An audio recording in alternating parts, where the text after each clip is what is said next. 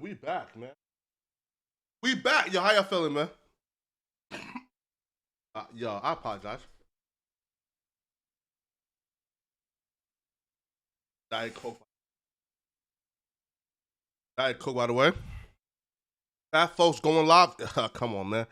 Listen, I'm never gonna disappoint y'all, bro. I always go live, man. What y'all mean? What do y'all mean?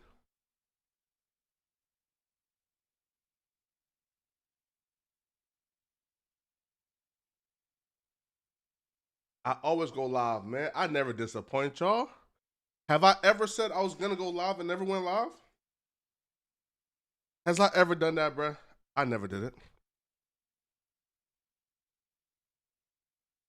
Production by 1K Gatto says Flacco crash out game. What's up, man? G Wall says butter stick legs. Come on, bro. That's not cool, man. That hurt my feelings, brother. That hurt my feeling, man. Flacco, if this ain't pre-recorded, blink.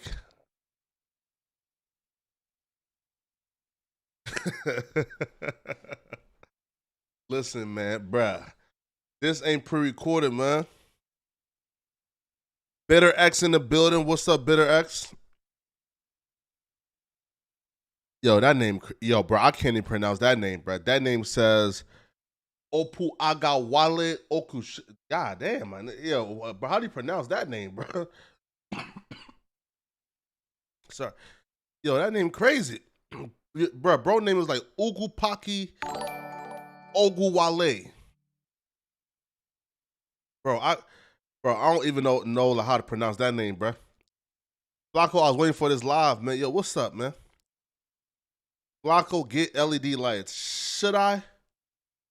I feel like the blue LED lights is like the streaming archetype.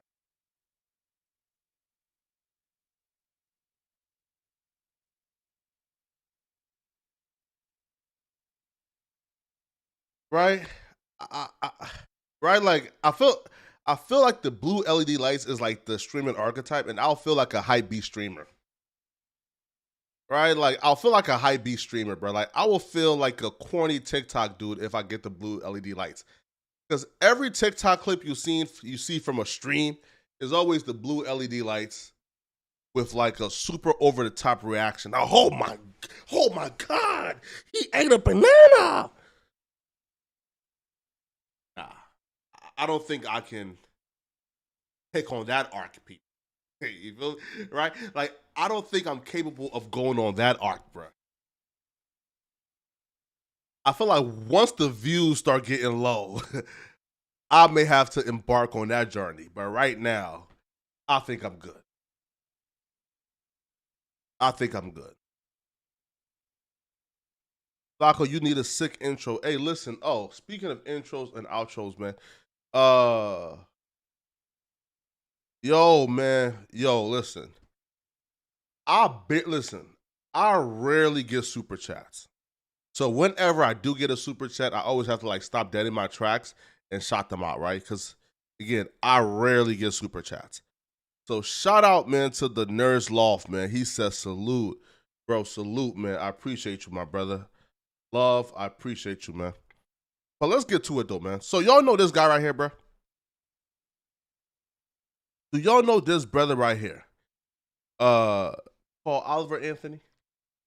I'm sure y'all do, man. Let me pull up this brother shit.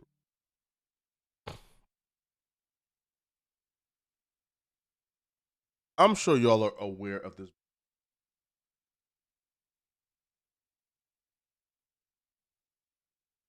Oliver Anthony, Richmond, Norfolk, Richmond. Y'all, are y'all tapped in yet? I've been selling my. Wait 1 second, man.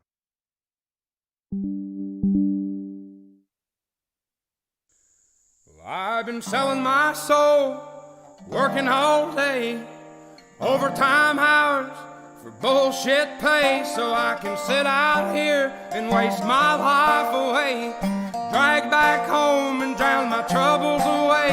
It's a damn shame what the world's gotten to for people like me, people like you. Wish I could just wake up and it not be true, but it is.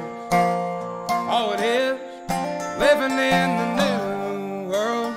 In fact, let's run it back, man. Let's run it back. Yo, man, big shout out to my brother, man. JG, man, he says, stream getting me through a shitty night. Appreciate you. Yo, JG, hey, listen, bro. If you want to tell me why your night is shitty, man, listen, just DM me on IG, my brother. You feel me, bro? I'll be more than happy to chop it up with you feel me? And talk you through it, my brother. But let's get back to it, man. Well, I've been selling my soul, working all day, overtime hours for bullshit pay, You see, so here's the first thing, right? Like, listen, if we holding rappers accountable for capping in their raps, meaning if Lil Durk was like rapping about shooting people, popping the ops, drilling the ops, and spinning blocks, and he really wasn't doing it before he started rapping, if Lil Durk really wasn't a Chicago savage, we will hold him accountable and say, bruh, shut up. Stop the cap. All right? Now, this brother claims he was working long hours for shitty pay. Cap. Cap. But we're going to get to that, though. You feel me? We're going to get to that, though. Cap. I can sit out here and waste my life away, drag back home and drown my troubles away. It's a damn shame what the world's gotten to for people like me, people like you. Wish I could just wake up and it not be true, but it is. Oh, it is. Living in the new world with an whole soul. These rich men north of Richmond, Lord knows they all just wanna have total control. Wanna know what you think, wanna know what you do, and they don't think you know, but I know that you do, 'cause your dollar ain't shit, and it's taxed to no end.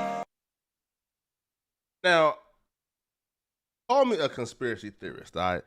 But we're going to play a video after this. We're going to play the Infinite Fantano video where he breaks down something that I've been talking about for a minute now behind the scenes, right? Like, I've been breaking it down behind the scenes, but folks been telling me, bro, Flocko, you crazy. When I hear north of Richmond, north of Richmond, and automatically I'm thinking the Mixie Dixie line. Automatically, I'm thinking, okay, that's a dog whistle. That's a dog whistle. There's got to be an alt-right anthem where the brother is signaling these alt-right rhetorics. Essentially, the men north of Richmond who were anti-slavery is telling us good old slave owners, us good old country boys, what to do. They got their foot on our necks because they are anti-slavery. So when I hear north of Richmond, I'm automatically thinking he's talking about the motherfuckers north of that Mixie Dixie line. That's just me, though. But Anthony Fantano breaks it down even better. I'm just giving you guys a synopsis of what I believe, right? But I'm not articulate enough to truly break this down how it needs to be break down. But Anthony Fantano will break it down, and then we take a look at his Joe Rogan interview. Cause the rich men, north the rich men.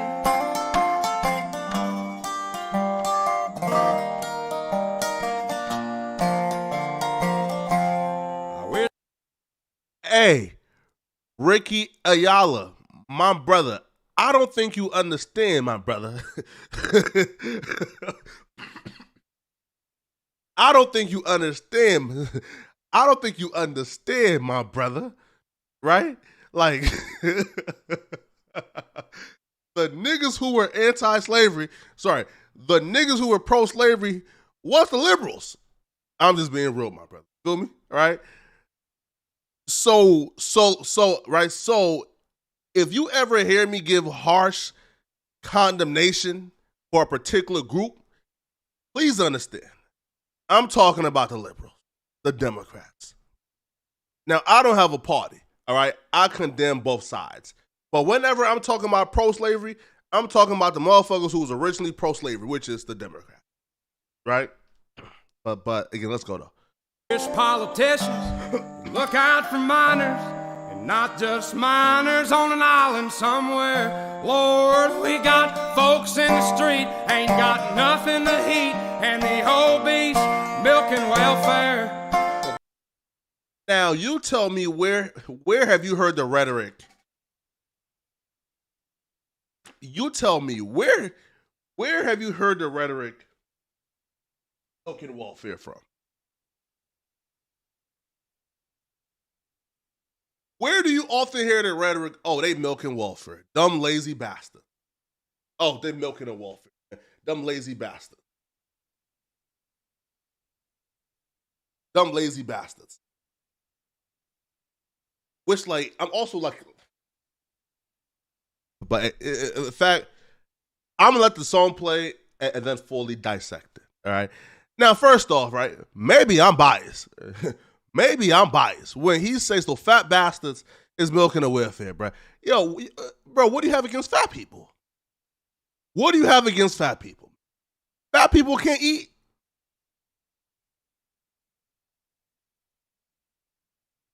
Fat people can't eat, bro.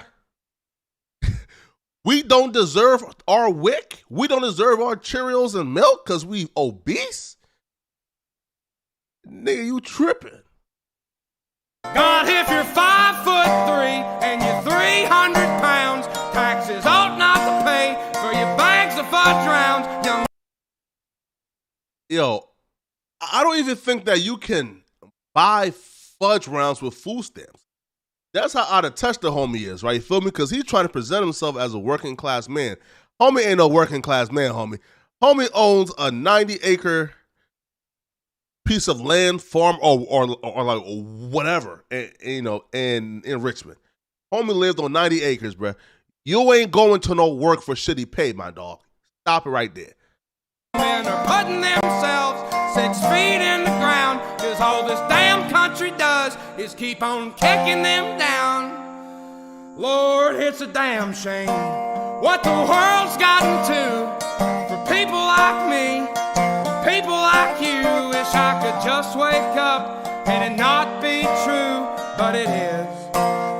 Oh, it is living in the new world with an whole soul. These rich men know the rich men, Lord knows they all just wanna have total control. Wanna know what you think, wanna know what you do, and they don't think you know, but I know that you do, cause your dollar ain't shit, and it's taxed to no end, cause the rich men know the rich men.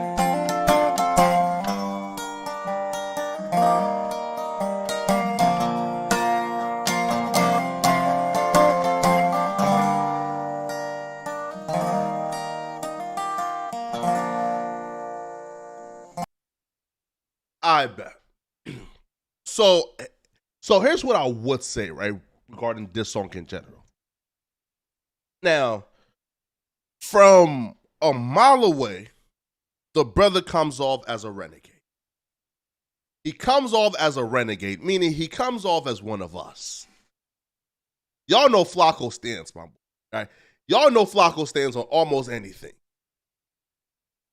If you know me by now, bro, you can almost predict my opinion on almost anything. I have one rule to life, man. Fuck the authority. Fuck the power structure. Fuck the elites. And no matter what space we're in, it should always be the subordinates versus the power structure. We need to fuck shit up and tear shit down. So, right, so he comes off as if he's a renegade. He comes off as if he's one of us, right? But here's where I get suspicious, though. You can't be one of us if they planted you. And this ain't even about race. Black, white, purple, it don't matter, bro. I'm talking about us, the subordinates, versus the power structure.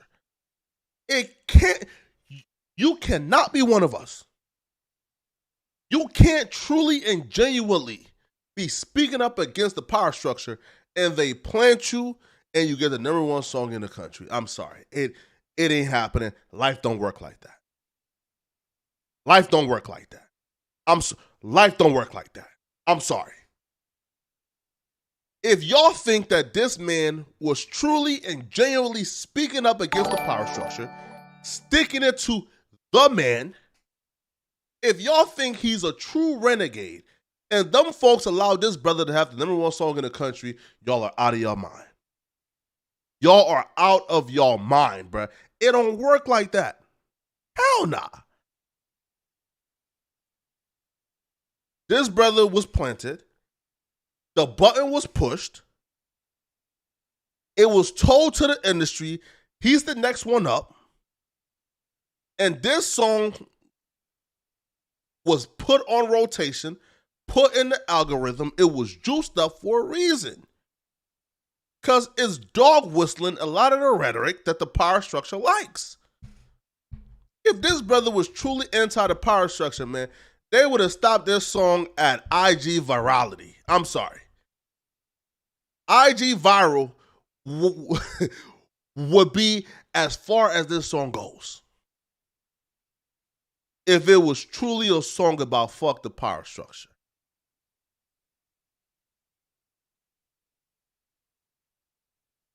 But let's go to Anthony Fantano though, man. Cause I feel like he truly breaks this down.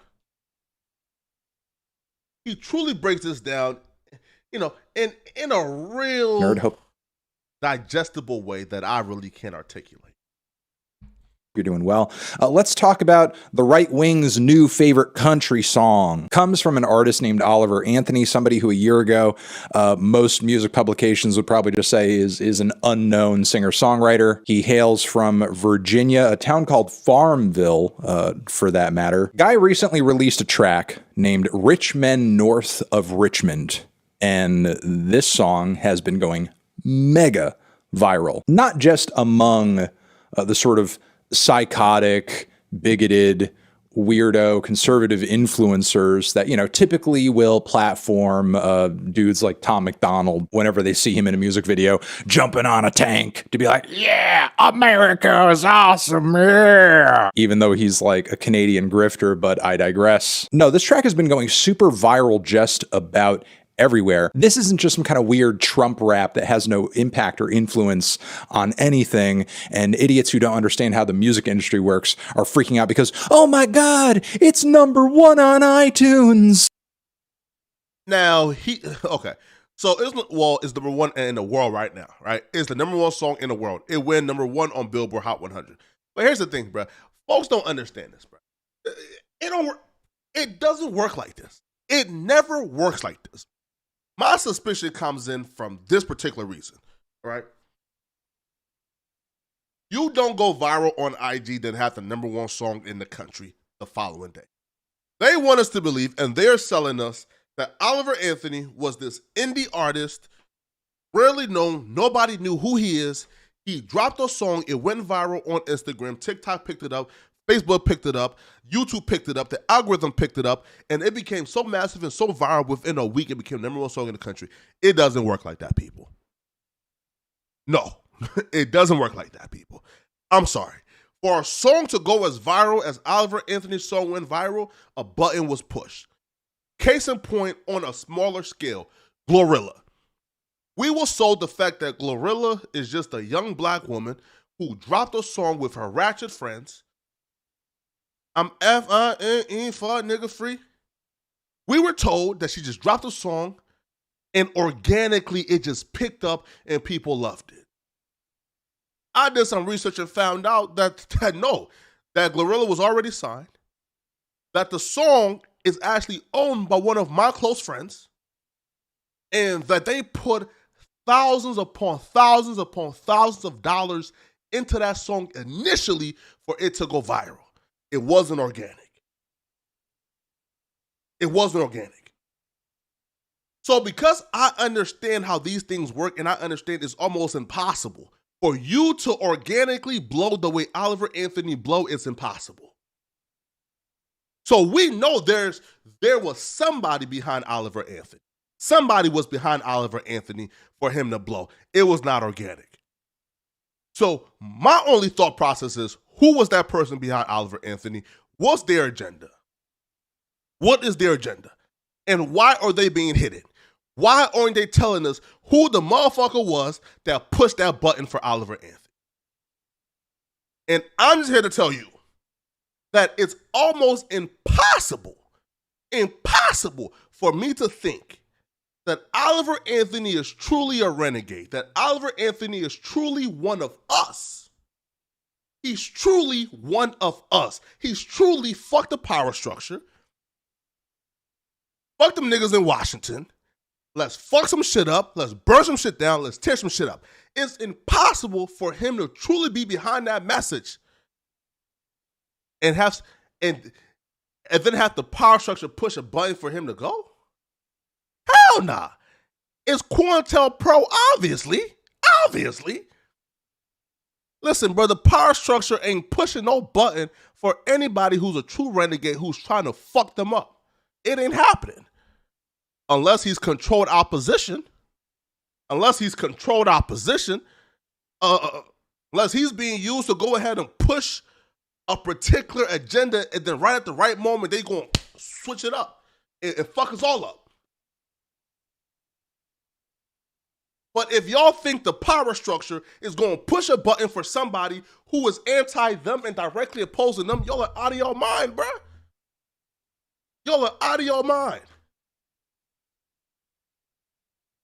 Now, if y'all are asking me, Flacco, to explain and really articulate and guess why the power structure would give us a controlled opposition, I can't tell you what them folks think. I don't know what them folks think, bruh. Dumb folks are the most devious, manipulative, smartest motherfuckers on the planet. If you're asking me to predict what their next move is, I'm sorry, I can't predict it. I don't know. I don't know. I don't know. I can't predict it. But what I can tell you is, what my peon ass brain can tell you is, it doesn't make sense. Why would a power structure push a button on somebody who is going against them? Ask yourself that. Nobody buys music on iTunes anymore. It's like bragging about being the most popular product sold in a store that nobody goes to. But no, this Oliver Anthony song has been getting exposure well beyond that, doing slightly bigger numbers than some mainstream artists get on new singles and music videos, and also spreading pretty far and wide on streaming platforms too. I was going to do a reaction to the track, but honestly, the performance is pretty straightforward, pretty dry. It's just some acoustic guitar, some vocals. The singing isn't the greatest I've ever heard, but it is good. And the playing isn't really what I'm trying to critique or pull apart here anyway. I figured this video might go down better or might make more sense if I just kind of go over the lyrics of the song and try to dissect what it's getting at exactly, because that sort of seems to be the heart of why it's resonating with so many people. All right, let's start in on these lyrics and see what exactly Oliver Anthony is getting at. I've been selling my soul, working all day, overtime hours for bullshit pay, so I can sit here and waste my life, drag back home, and drown my troubles away. Which, Now, 1 second. Let me see this real quick. Let me go to this. Like 1 second. 1 second. Oliver Anthony, 90 acres. Let me go to shit real quick. Oliver Anthony, 90 acres. All right, perfect. Yep, right here. Let me see this real quick. Let's scroll down real quick.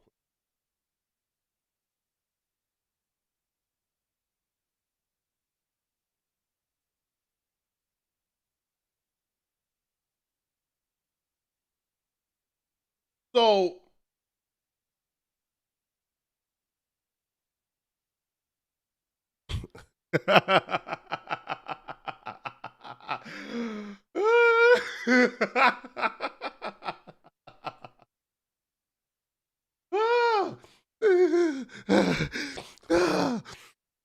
yeah, let's. Whoa. Oh, no. So, no, come on. 90. What just happened? What the fuck just happened? Oh, wait, 1 second, bro. Let me rewind real quick. All right, right here, people. Right here. So Oliver Anthony, folks, listen, folks. Take a look at this controlled opposition. Take a look at this controlled opposition. So Mr. Oliver Anthony wants us to believe he's just the hardworking good man, right? He's just a hardworking American who was being fucked over by the power structure, by the man. So he made a song to express his frustration. So they interviewed him and asked the brother, yo, Oliver Anthony,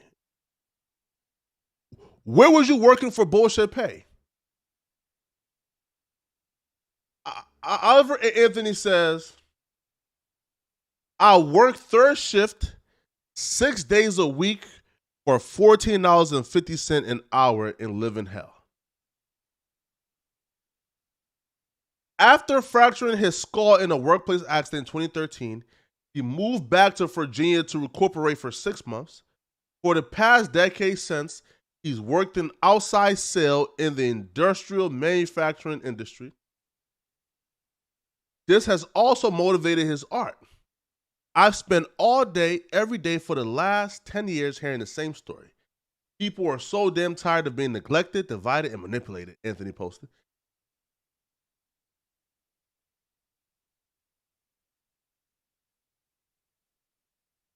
About his 90 acres of farmland, the artist adds, he paid nearly $100,000 for $160,000 for his Farmville, Virginia property 4 years ago. He currently lives there in a 27 camper trailer that he paid $750,000 for from a Craigslist.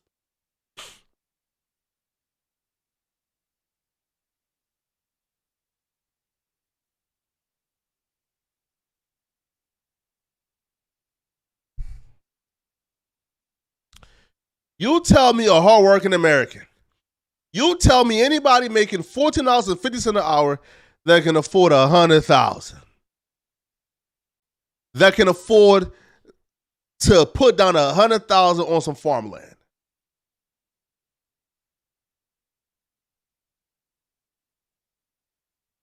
So you telling me this brother is one of us? He just working his tail off, man, making $14.50 an hour, but he could afford $100,000 90-acre farmland? Huh? Huh? He can afford $100,000 farmland, but he's just a hard-working American? A hard-working American making $14.50 an hour who could relate to the average man's struggle, but somehow he put down $100,000 on $160,000 farmland. He gave them folks $100K cash for $160,000 farmland. Now, I don't know if he financed the other $60,000. I don't know. But where you get that $100K from, my boy? Man, all right. Is not a bad sentiment to express on any song, really. Just kind of sounds like struggles personally with depression, working class woes, not being paid enough. Moving into the pre-chorus, it's a damn shame what the world's gotten to for people like me and people like you. Wish I could just wake up and it not be true, but it is. Oh, it is. The way he's kind of inviting the audience into the song to relate with what he's going through, it almost has, like a Woody Guthrie type quality to it. It's very, I'm breaking the fourth wall and communicating directly with you. That's one of the powerful and significant hallmarks of folk music generally. As far as the writing and the messaging goes so far, Oliver Anthony is making really good use of these tropes, these themes, these mechanisms by which, old world singer-songwriters would try to give perspective to average everyday listeners and also validate their experiences too. Moving into the chorus here, living in the new world with an old soul, these rich men north of Richmond, Lord knows they all just want to have total control. Want to know what you think, want to know what you do, and they don't think you know, but I know that you do, because your dollar ain't shit and it's taxed to no end, because these rich men north of Richmond. Okay, now this is interesting right here. This is interesting framing Now, I'm gonna say this. I don't agree with Fantano politics on most things, right? Because Fantano is somebody who he lies about being centered, right? He lies about being somebody who was smack down the middle. But Fantano is a Democrat. We know this. So I don't usually agree with Fantano politics, but I think he's spitting with this one, bro.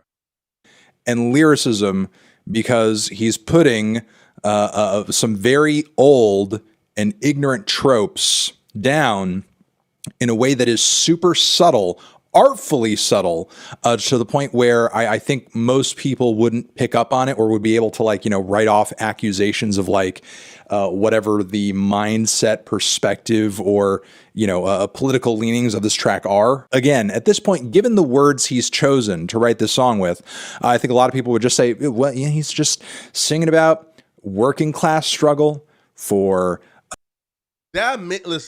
Listen, bro. Oliver Anthony don't know what a working class struggle is. I don't care. Listen, I don't care if you got a 750 credit score, mama.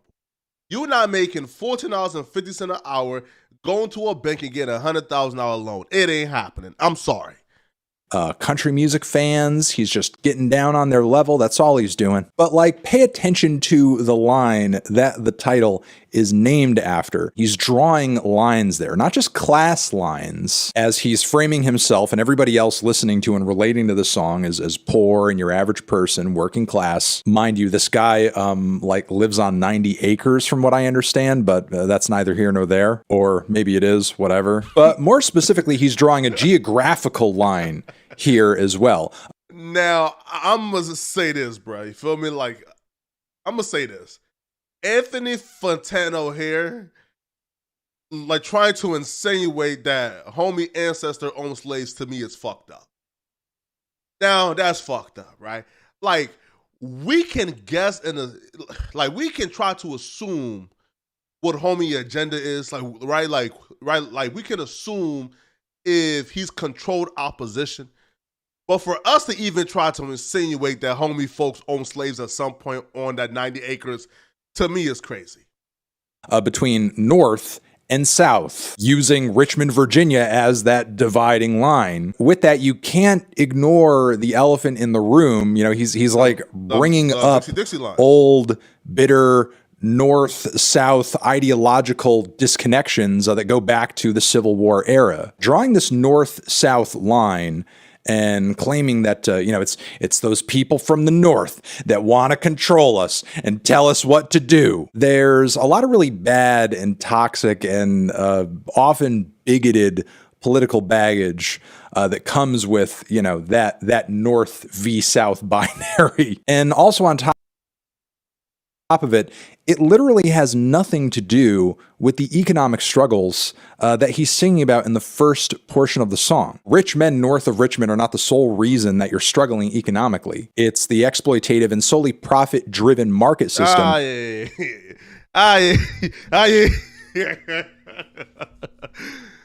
This when we get into the Hassan territory, right? But I think y'all get the drift. All right? I believe Oliver Anthony is controlled opposition. I'm going to believe so until I get further notice. But I want to react to this, man. Did y'all see Destiny on Jubilee? Did y'all see Destiny on Jubilee or no? Y'all didn't see it?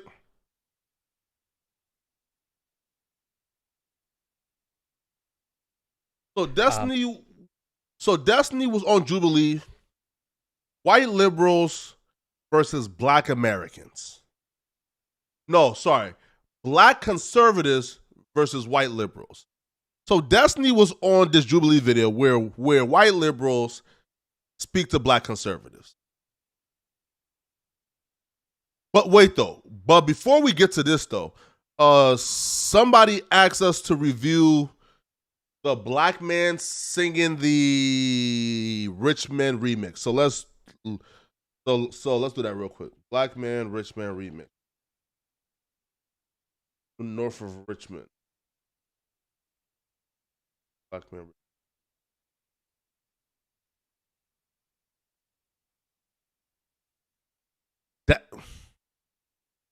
Yo, who recommended that we like watch a Dax video, bro? Listen, Dax is a good dude. His music just ain't for me, bro. But let's see why we want to watch it, bro. It's a damn shame what the world's gotten to for people like me, people like you. Wish I could just wake up and it not be true, but it is. Oh, it is living in the new world with an whole soul. The rich man north, the rich man, Lord knows they all just wanna have total control. This world has changed and I had to accept it. They asked my political. I'm good, man. Hey, shout out to shout out to Dax, bro. It just ain't for me, man. Yo, I love Dax, bro, but his music just ain't for me, bro. It just ain't for me, man. This is the. But yes, let's review this though. So Destiny talked to some black conservatives, bro. Now I'm of the mindset that one, I don't even know like why black conservatives would like want to sit down with white liberals. Like, right? Like, what can a white liberal say, right, that can ease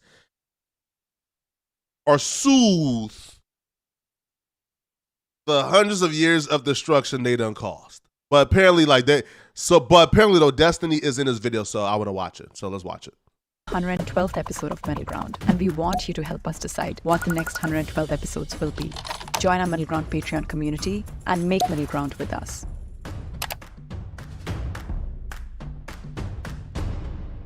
See, yo, this is what I don't like, right? Bro, there is no middle ground. Like, there is no middle ground between black conservatives and white liberal. There's none.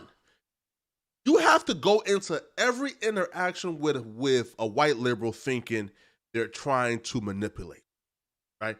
Listen, anybody who can switch their politics within the span of Democrats switch their politics, how do you go from thinking black folks ain't humans, Democrats, then how do you go from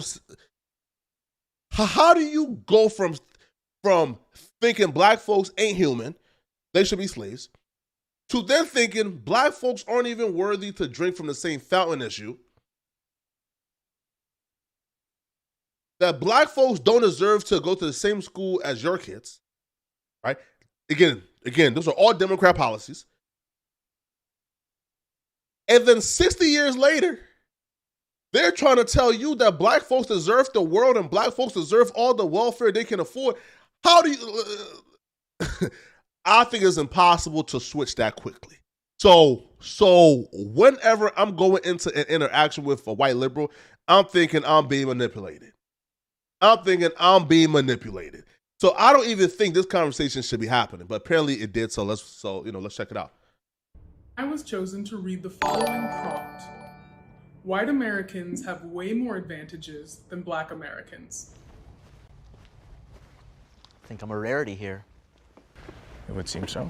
Do white Americans have more advantages because they're white, or do just white Americans have advantages because of historic factors?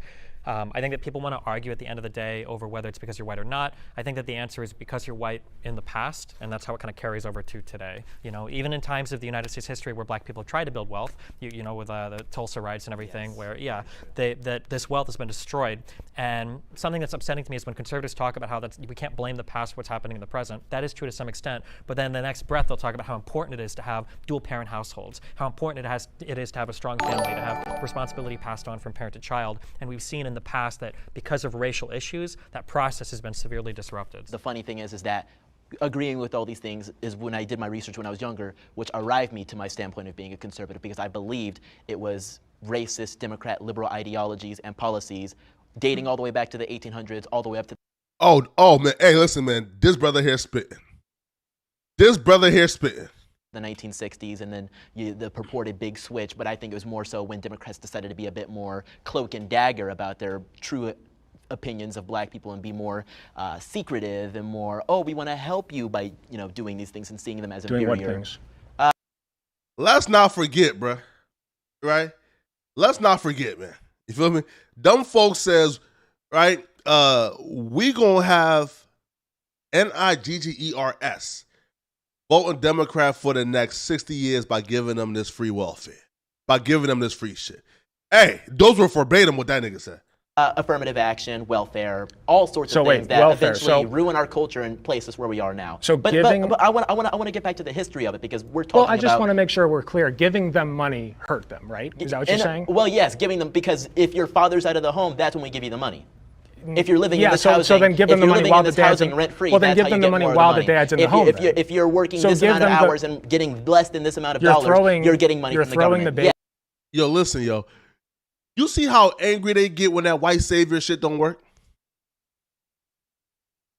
Like, you see how frustrated they get when that white savior shit don't work?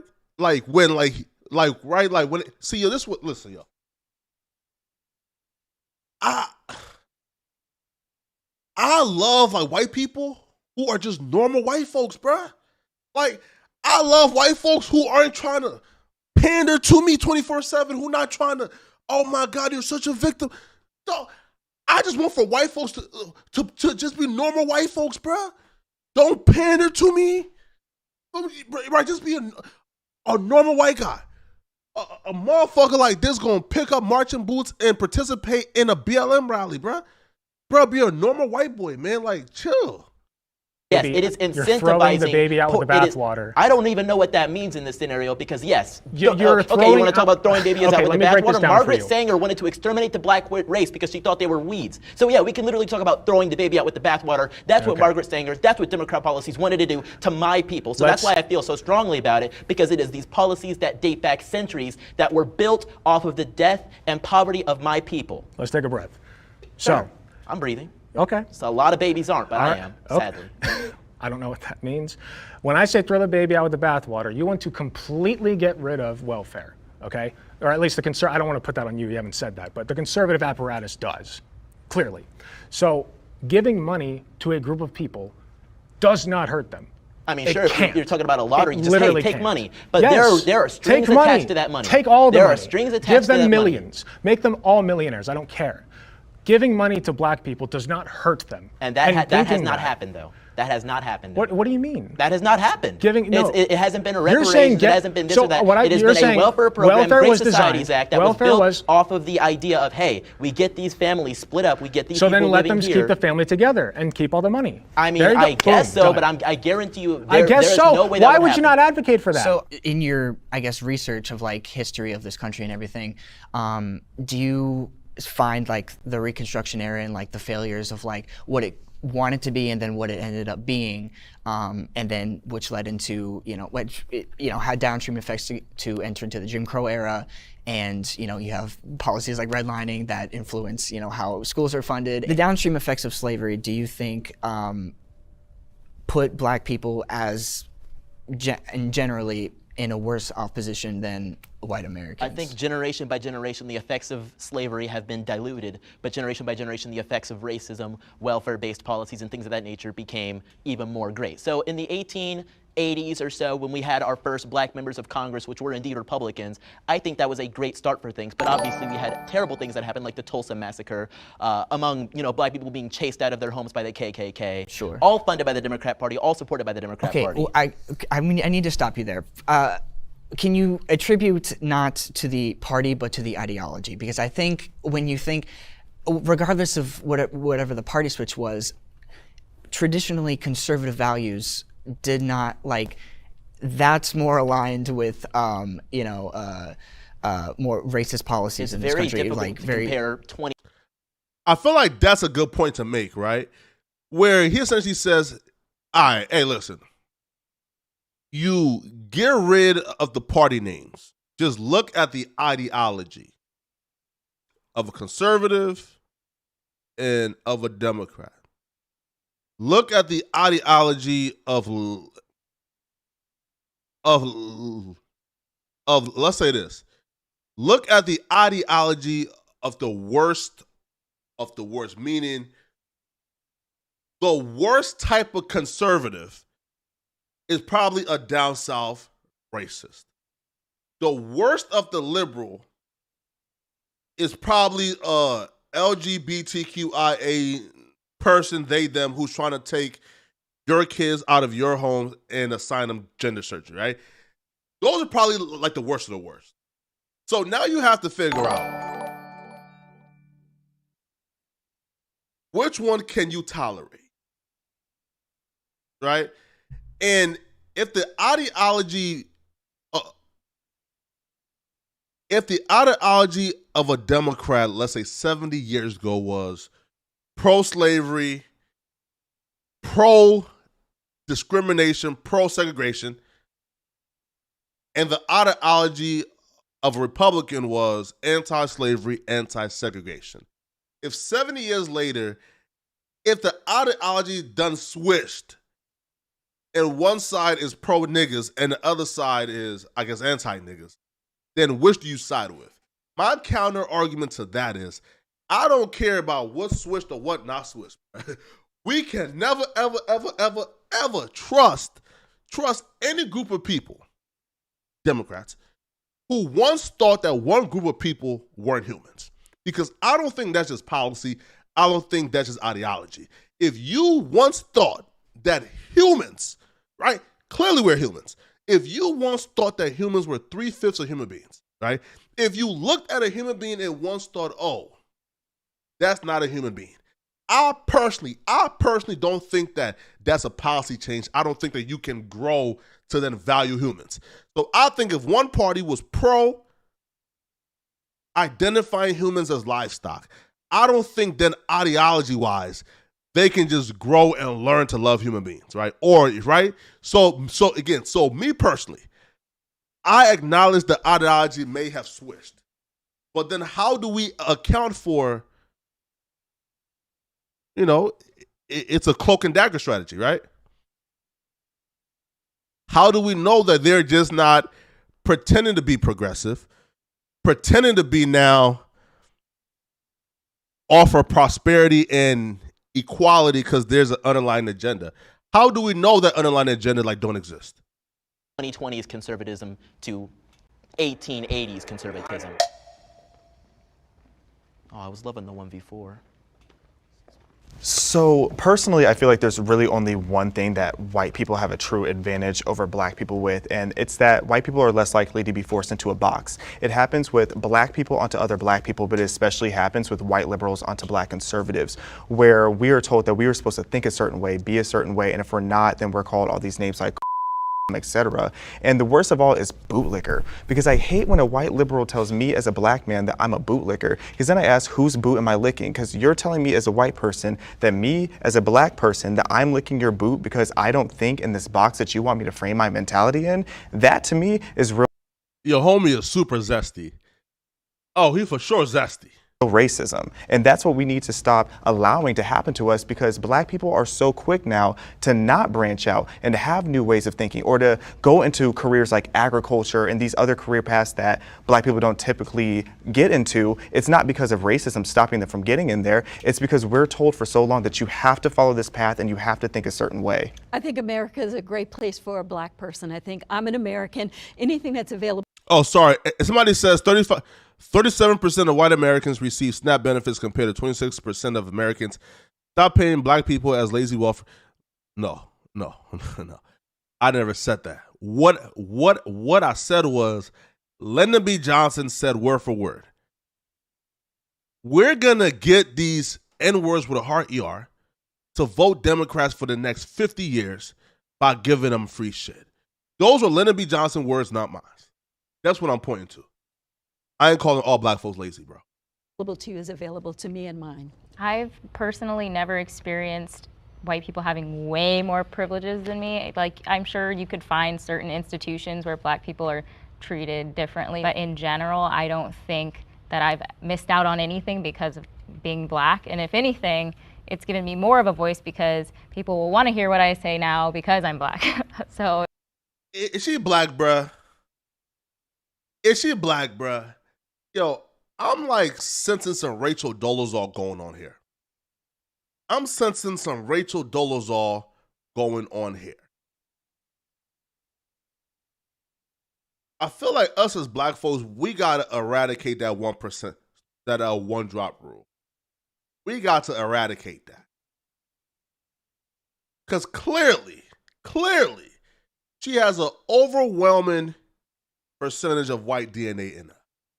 Probably 60, 70% white, probably 30% black. But somehow she's still black. How? I don't understand. If anything, I have more of a platform now just on the basis of being a black conservative and saying what's not popular than I would if I was just a white person who was also conservative. No, duh. It's called tokenism, right? Like, it's kind of like how like a white girl, or let's say like a black girl, right? Or just a girl in general.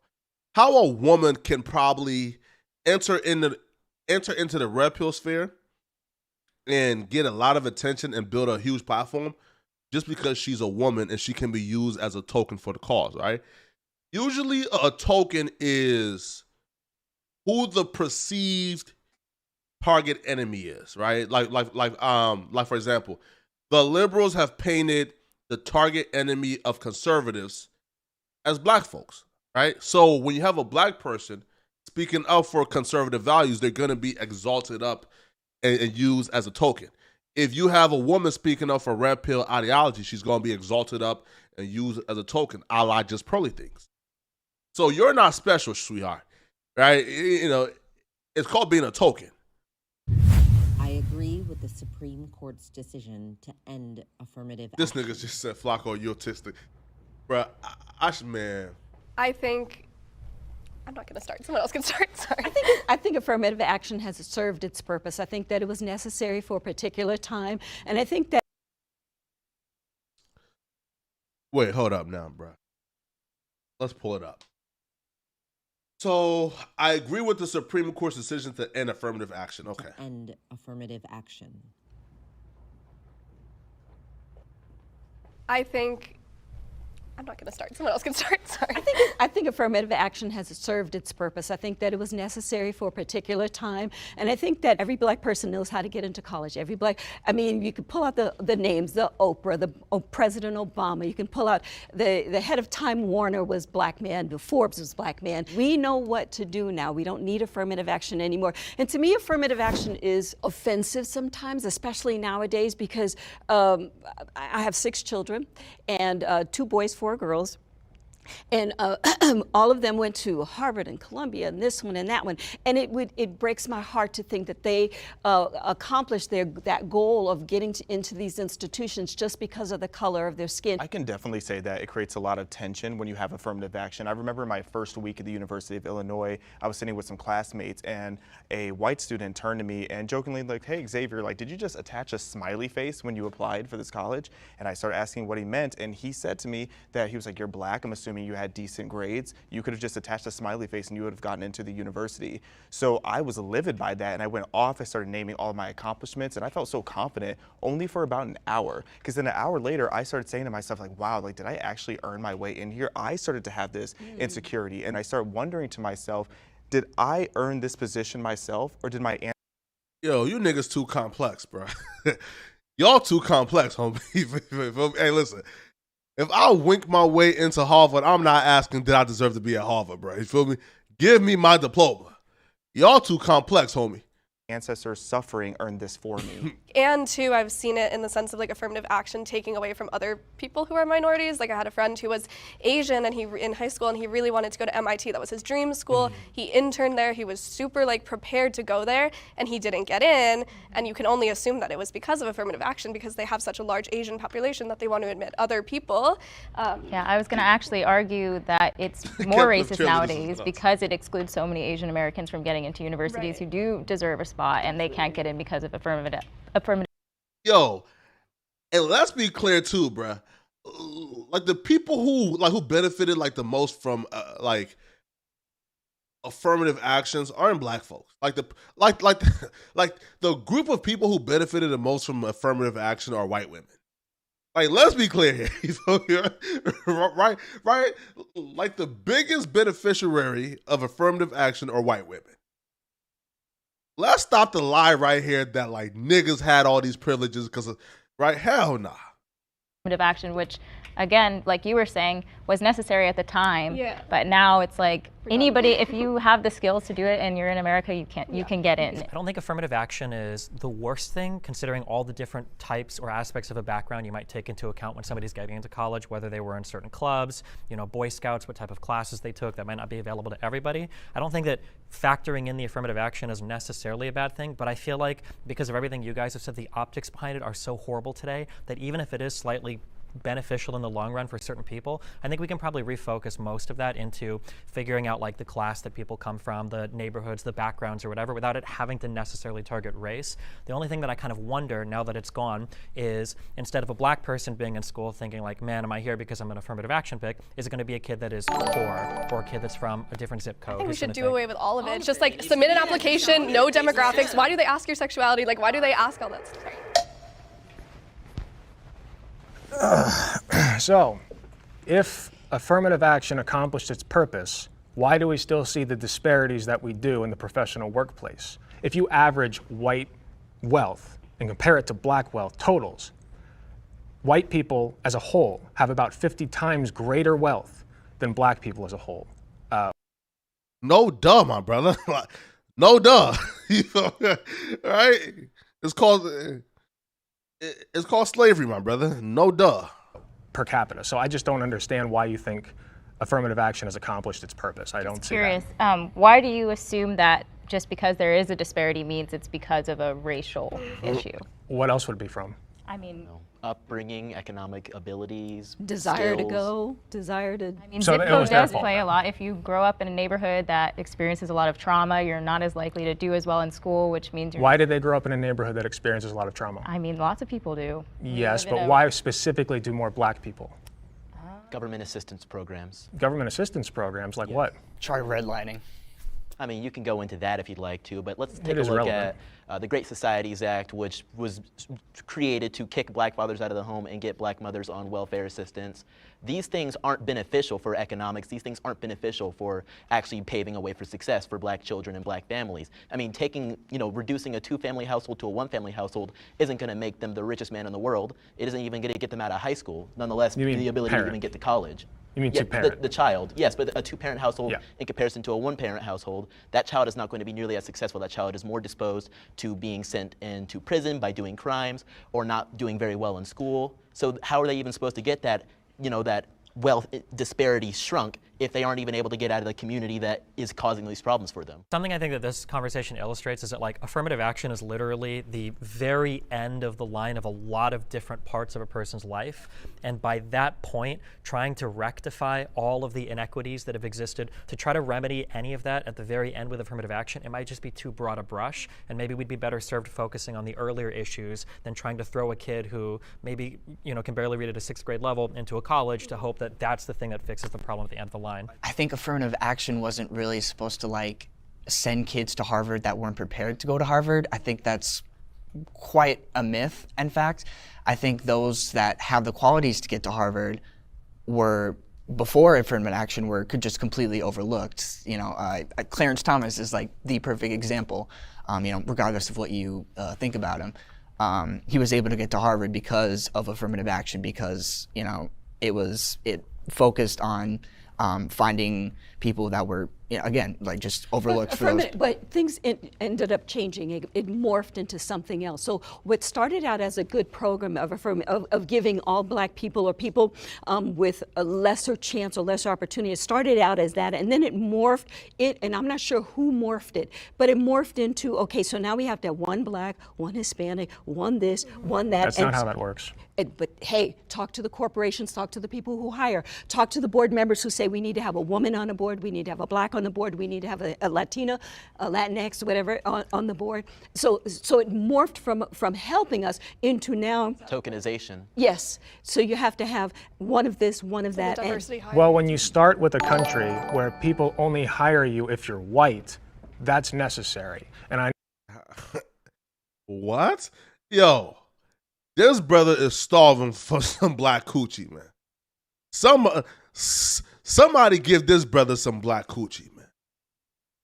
Somebody get this brother laid, man. I promise you, my brother, you don't gotta pander to niggas this much, my boy. All right? The better wenches is gonna fuck you. Doja Cat is gonna give you some pussy, my brother. You don't have to go this far. Doja Cat will fuck you, my brother.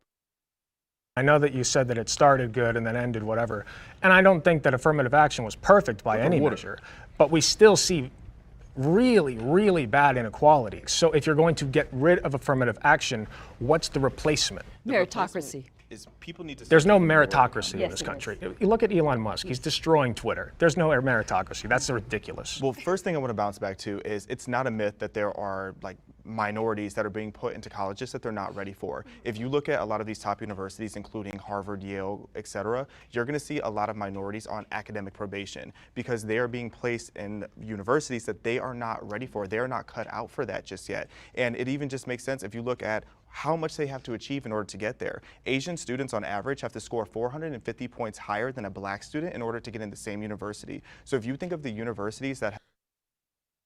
You see, so here's what in our respect, right? I respect white folks who are concerned with their community, who root for other white folks. I respect niggas who root for other niggas and who are pushing for whatever advantage niggas can get. So if you are a black conservative and your goal is to speak on policies that could possibly lead to black folks closing that wealth gap, then why do you give a fuck? Again, I promise you, I love everybody. But why as a black man do you give a fuck that Asian students aren't getting into Harvard at prior rates? That's what I want to understand. Cause like that's where I feel like the raccooning comes in. Cause why do you give a fuck that Asian students aren't getting into Harvard at the rate they used to get into prior to affirmative action? Have courses, et cetera, that grade on a curve.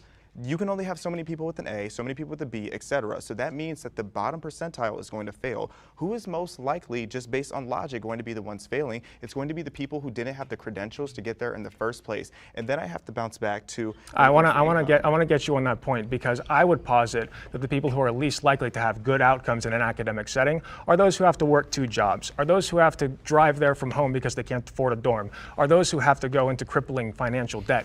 These are and have other stresses in their life. They can't afford a doctor, they can't afford a dentist, they can't afford anything. I had to do that too, though. Those are the That's people. not just black people. It's not just. But it's If we're looking at overwhelmingly straight numbers, there are more white people in poverty than black people. If you look at the raw numbers, but if you I don't know, actually what are the understand wrong what you're talking numbers? about. No The number issue is is poverty wrong. in general, though. I don't think it's like who's in poverty. It's like poverty sucks. It Maybe we shouldn't should make matter college who's in it. free, and maybe we want to have affirmative action wouldn't be that necessary. It'll get even more ghetto. If you have a program that says if you are under a certain income level, this is how we'll help you, that will overwhelmingly help black people at a far greater percentage than it will help white people. Trump supports Black lives. Yo, let's hear this. Yo, what do you guys think? Well, I feel like all black conservatives are going to say Trump support Black lives. And I'll probably go with no white liberal says Trump supports Black lives. Let's see.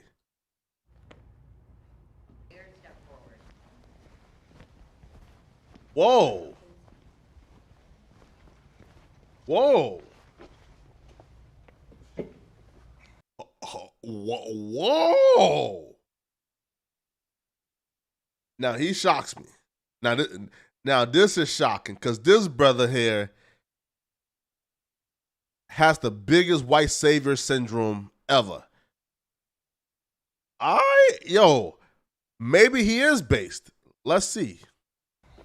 I think that President Trump supports all lives. I think that he looks at all American citizens as equal. I don't see him doing anything that would make you feel like he does not support Black lives. That's of course going to lead into the conversation of Black Lives Matter, which was a movement and an organization with so much corruption. Donald Trump not supporting that organization doesn't mean that he doesn't support Black lives. It just means that he doesn't support the fraudulent organization that's stealing so much money from so many people to do absolutely nothing with it, nor does he support a destructive movement that is destroying cities, communities, lives, etc. So I don't see why someone would think that President Trump doesn't support Black lives. I've heard him say he knows all the best Black people. He has all the best Black friends. I do support Black people all the time. So sorry, that was a very bad impression. But I don't think Donald Trump wants bad things to happen to Black people. So in that respect, I think he does support Black lives. But the other side of that is he's not really doing anything. He didn't do anything as president, certainly, to uplift Black people. The economy affects Black people. Yeah. Yo, Trump gave HBCUs the most money they've ever had.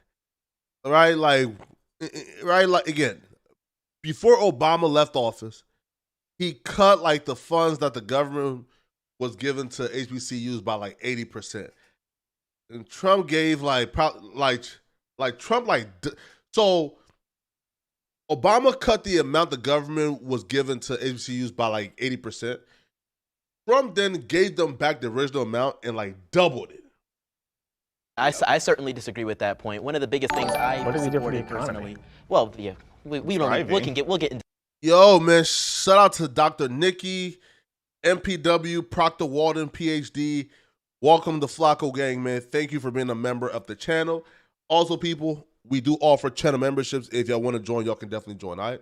That one later. One of the biggest things he did is he secured permanent funding for HBCUs, one of the largest increases we ever saw for HBCUs, personally done by his administration, among many other things. The First Step Act, which, you know, there's a lot of debate about whether it was really the best thing to do, but that was definitely a kiss of love to the black race. Freeing Alice Johnson for menial drug crimes she committed in the past that had her locked up. She did not get to see her family for years. Yeah, but that's not like, okay, I did say I agree. But I agree in the sense that Donald Trump doesn't literally want bad things to happen to Black people, like I think a lot of conservatives do. So I think that he just says the most yeah, I do think that. I think he says the things that will get him elected. So I don't think that he has any personal grudges against most people. But those are two. See now, okay, and he has a Hunter Biden 2024 hat.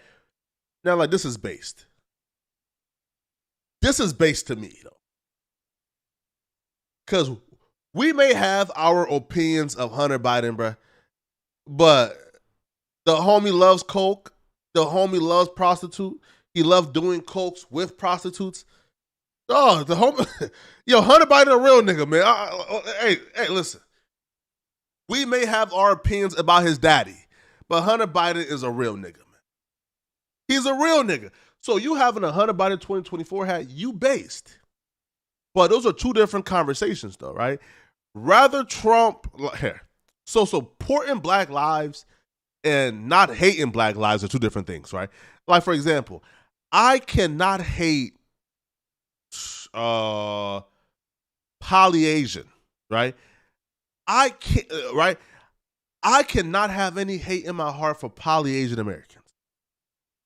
But do I support them? Have I ever done anything to support them? I can't say I've done a goddamn thing to support poly-Asians Americans, right? I don't know. You feel me? Right? Like I've never thought about them, right? I've never, frequented a restaurant owned by them. I've never donated to their cause. So I don't hate them. I just can't say that I've done anything to support them. So those are two different conversations. He just says the most popular thing. So I think like Ron DeSantis would be somebody that I think actually wants Black people to be hurt. So by that standard, yeah, Donald Trump supports Black lives by leaps and bounds. You think Donald Trump says the most popular thing? Yeah. Really? Yes. Then why do so many people hate him? He got elected as president. Yes, he did. Yeah. He didn't win the popular vote. Neither time. That's a That's liberal what your talking side point. loves to say. That's Yeah. a liberal talking I'm point. helping you here. I'm trying to see the logic in this. Obviously, he says things to be elected as a politician very similarly to how Joe Biden did, except Joe Biden actually has a history of racism. If he said things that people didn't like, he wouldn't have been our president. So you like everything that Donald Trump says? You think everything he says is popular? I love a lot of the things he says. I think he's hilarious. When he said big water, that was one of my favorite quotes. Big water. Water, big water, ocean water. Dudes like, listen, dudes like this, you got to be careful around, right?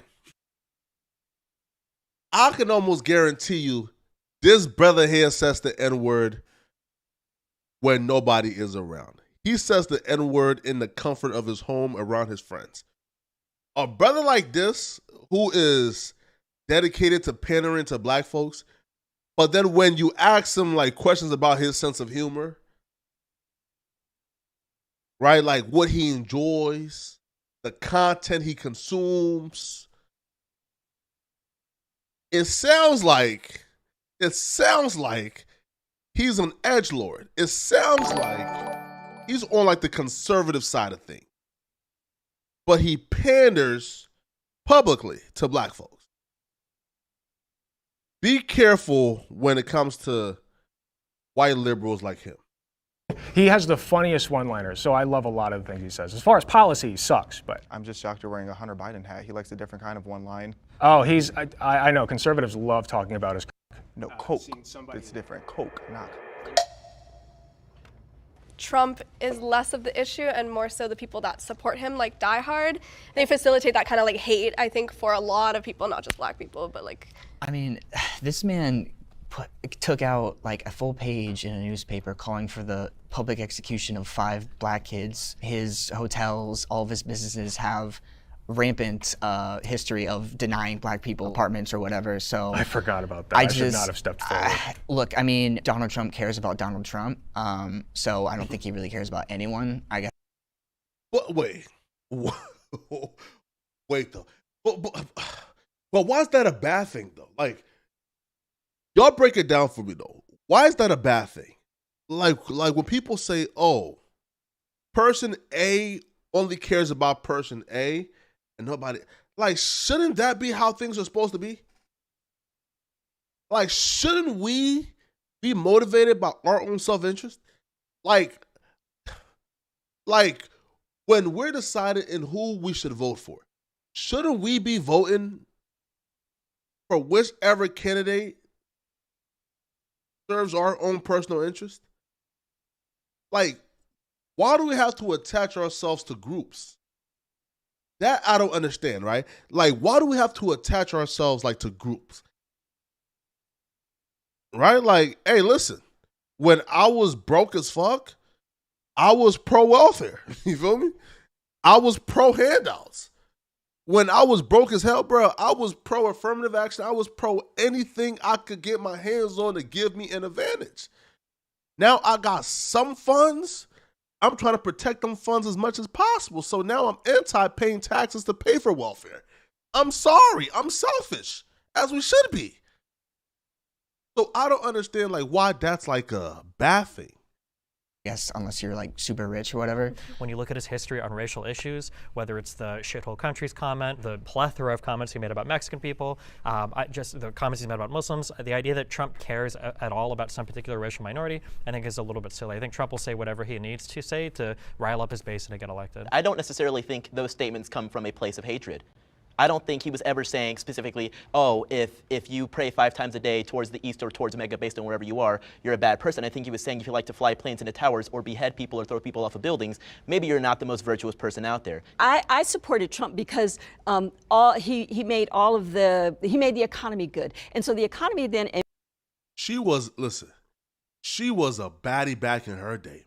Impacted black people, white people, Latino people. It impacted everybody. But Trump he didn't think specifically, I don't think, about black people. He thought about himself, and he thought about how can I make America great for me, and making and I thought, you know what, I'm gonna go with this guy, and the reason I'm gonna go with this guy is because if he can make America great and he can make that it rise for everybody, I'm gonna benefit from that. So that's why I went, and that's why I voted for him. That's why I supported him. How does that specifically benefit black people? Again, he's a businessman, but he's also a racist businessman, like well documented.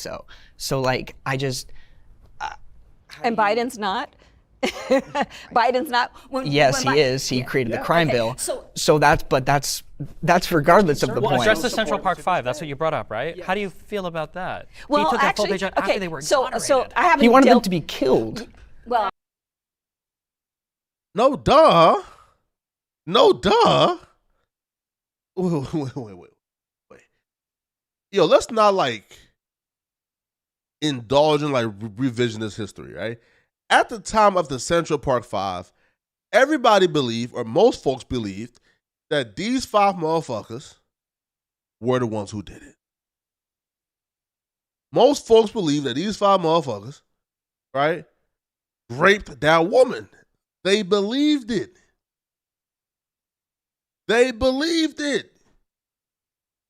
I'm like, I'm sorry. Right? Now it's easy for us to say, oh, they were innocent, but at those times, people believed it. And if he believed that these 5 motherfuckers were responsible for a crime that heinous, and he put out an ad in the newspaper asking for them to get hung or killed or whatnot, like, how does that prove he hates black folks? How does that prove he hates black folks? Like, bro, I don't understand. Yeah, of course. You know, like most people thought they were guilty. Just like Trump thought they were guilty. But, you know, with new information, come new opinions. Executed just because they were black. That story. And he bars people from attending his businesses or like renting apartments from all his like stupid Trump towers. I think Trump at that point was, like many people in this room, particularly liberals, a victim of the media. I think he was scared. I think he was ashamed of the things that he heard in the news and wanted to take action himself as a businessman, not as a racist. Why are you infantilizing him? I don't like, also real quick, because people keep bringing up this comparison to the '93 crime bill from Biden. That crime bill, this was at the height of like violent crime and the crack epidemic in the United States. The Congressional Black Caucus supported that crime bill. Everybody in the United States supported that crime bill. The idea that that crime bill was like some racist piece of legislation that Biden was just wheeling out because he hates black people, and that's somehow comparable to the Donald Trump's treatment of the Central Park Five that were already exonerated, that wasn't a victim of the media. The media said they were done. They were exonerated in court. They weren't there. As I understand it, the prosecutor of the 5, he was a black guy, and so in being a black guy, he went and he looked at all the evidence and said these guys are guilty. Black people can also be racist against other black people. Or just make mistakes. So if anybody does anything you disagree with in regards to the Central Park Five, even if they themselves are a black person, then they're just a self-loathing black person, they're just a racist black person. If they disagree with me, they're racist. That prosecutor was doing his job. That's my policy. If they disagree with me, they're racist. I like that. I think Trump has shown, but I don't think he's joking. That's a history of ignorant at best and racist at worst behavior. I didn't vote for him or Hillary because I just don't see him as a conservative hero. I don't even think he's a conservative. Fake personally. Conservative. I voted Trump in 2016, just so you all know. So I'm just saying. So, bro, what I tell y'all, man? What I tell y'all, man? Yo, listen, man. Well, one, my brother, I appreciate you for being honest. Right? But a lot of these like white saviors, like they masquerade themselves as white liberals. So like they can get like lauded in public. But behind closed doors, man, they not rocking with that liberal shit, man. So I need you to elaborate on if people disagree with you, they're racist, just in general. I was just kidding. He's just, yeah. You never know. Just like One the of those hat. kind of moments. Sorry if I triggered you. I'm sorry. You made a point Okay. a couple of minutes back where you said he just kind of says these things to rile up his base. Why does he need to do that at the expense of black people then? He doesn't do that at the. I am a member of his base, and I'm sitting there like, oh man, this is amazing. And I don't know. You can call me self-loathing. You can call me self-hating. So you're you can call saying me calling racist. for the public execution of 5 black men that were exonerated to When rile has he up done his that base? during the campaign trail? He didn't do that when he was a politician. Well, he did that when again, he was a scared businessman in New York. It's feeling everything bad. Steve said about the comments about Muslims, the comments about Mexican immigrants. Why does he never need- about Mexican immigrants, never about Muslims, about terrorists and about criminals and rapists. These are very important. Yeah, I ain't gonna lie, yo. This little nigga zesty as hell too, man. Wait. Are all black conservatives homosexuals? Is that how they work, man? If you're a black conservative, you are a homosexual. Oh man. Dr. Nikki Proctor Waters says black people cannot be racist. Racism is about the power to change the outcomes of another group of people. I disagree. So one here, I do think they changed the definition, right? Let's Google it. Definition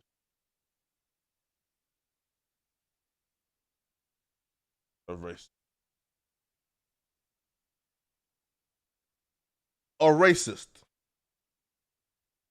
characterized by or showing prejudice, discrimination, or antagonism against a person or people on the basis of their membership in a particular racial or ethnic.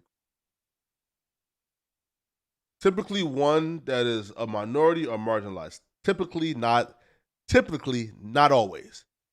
I can almost guarantee you. For a certain, we all know black folks that are prejudiced, that are discriminatory, and or antagonist towards other groups of people, including whites, Mexicans, etc., etc. Right? So yes, I 100% believe that niggas can be racist. Delineations to make, and if you believe I that think what you were fed the media understand, about, or oh, it's I all think Mexican immigrants, I think it's more of you being, oh man, these poor Mexicans, they need to be supported. It's more of that savior complex. Wow, What was we're the back rationale again. behind axing or trying to axe DACA? These people were registered with the federal government, they were in school, they were doing everything that they needed to do. They had no home elsewhere. They were brought into this country as minors. Like, what's the explanation for that? I think that requires more nuance. Like I mentioned before, I think there were some for their people. education. I think Why there would were you some wanna kick people feeding him bad policy advice, thinking, "Oh, this will be really good for your base," and he's doing a lot as a president. That's okay. That's okay if we feel that way. But So, at the end of if I take responsibility for something, if I say he has responsibility for something, well then you're right. But if I'm saying, well, maybe there are some people around him advising him falsely, Dude, it's infantilizing. He was the president. There's no good way. He called the shots. What are you talking about? The only path forward to solving illegal immigration starts with amnesty for everybody here. The reality is there's some 10 to 15 million illegal immigrants here. We're not deporting them all. With the people who are already here, that's a lot more of a messy, nuanced conversation. But as far as Listen, I don't even think is as nuanced as we want it to be. Listen, I'm an immigrant. I know people who are in Africa right now, right?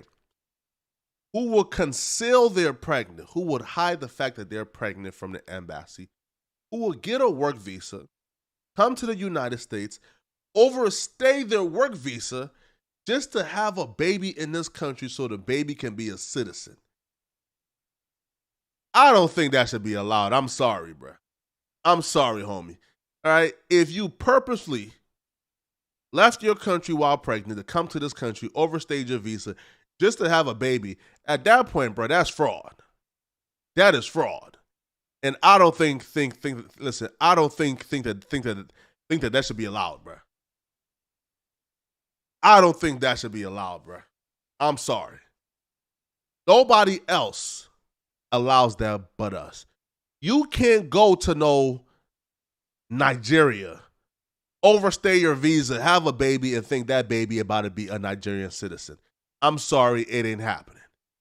You ain't about to go to no Mexico, overstay your visa, have a baby in Mexico, and think that baby about to be a Mexican citizen. Sorry, it ain't happening. You're not about to overstay your visa in Dubai, have a baby in Dubai, and think that baby about to be a Dubai citizen. I'm sorry, it ain't happening. So I think somebody who purposely defrauds the government just to have baby hair, bruh, we need to address that. As people coming in, I do think we need stronger borders and actual like vetting happening. And I just want to say, in Ronald Reagan's day, he was given the promise. He said, look, if you go ahead and you pass this particular bill, we'll give these people amnesty and we're done. And it didn't happen. We didn't. Illegal immigration continued even after Reagan already said we will give these people amnesty. So that's why we get a burr up our butt, because he had already done it. Hopefully the devil's giving him amnesty. True. That's terrible. No, that's base. Thank you. Tasteless. Wow. Ninth circle, baby. Super My based. political beliefs have changed from the past. I grew up in a conservative household, actually, in Ohio. And my parents were always pretty political, so I always stayed political.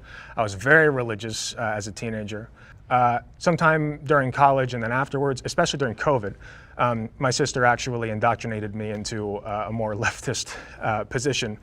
And I overcorrected a little bit. I started becoming pretty cringy as far as like, sit down and let the minorities all talk, right?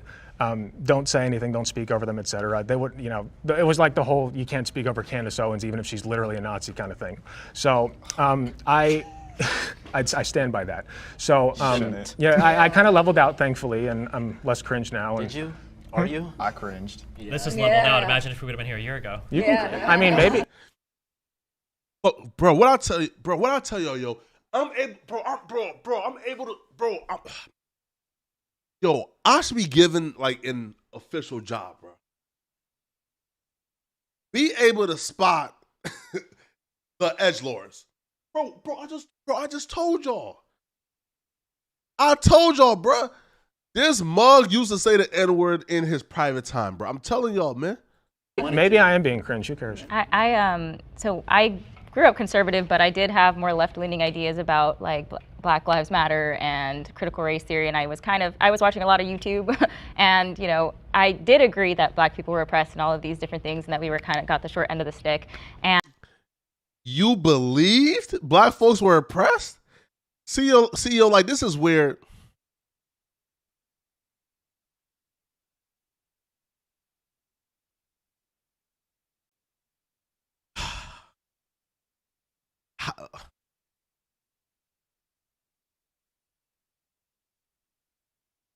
do y'all think that oppression can exist without systematic racism? Right? Because no, I don't think it's systematic no more, right? Like, I don't think that there's a big grand conspiracy in a big grand system in a big grand government, right? Like trying to keep Black folks from prospering. I don't think that's true. But for us to deny there are individual biases and prejudices that does happen, like we'll be foolish, right? Right? That no, I don't think there's systematic racism. No, I don't think there's systematic oppression. But do I think that there are some biases that still exist, that have position of powers? Yes, of course. Of course, there's still some biases that are still alive, who are possibly from that era, who operate in position of power, who do foul shit and discriminate. Of course, that's a fact. And that's a form of oppression. But no, I don't think it's systematic, right? So you believe Black folks were oppressed?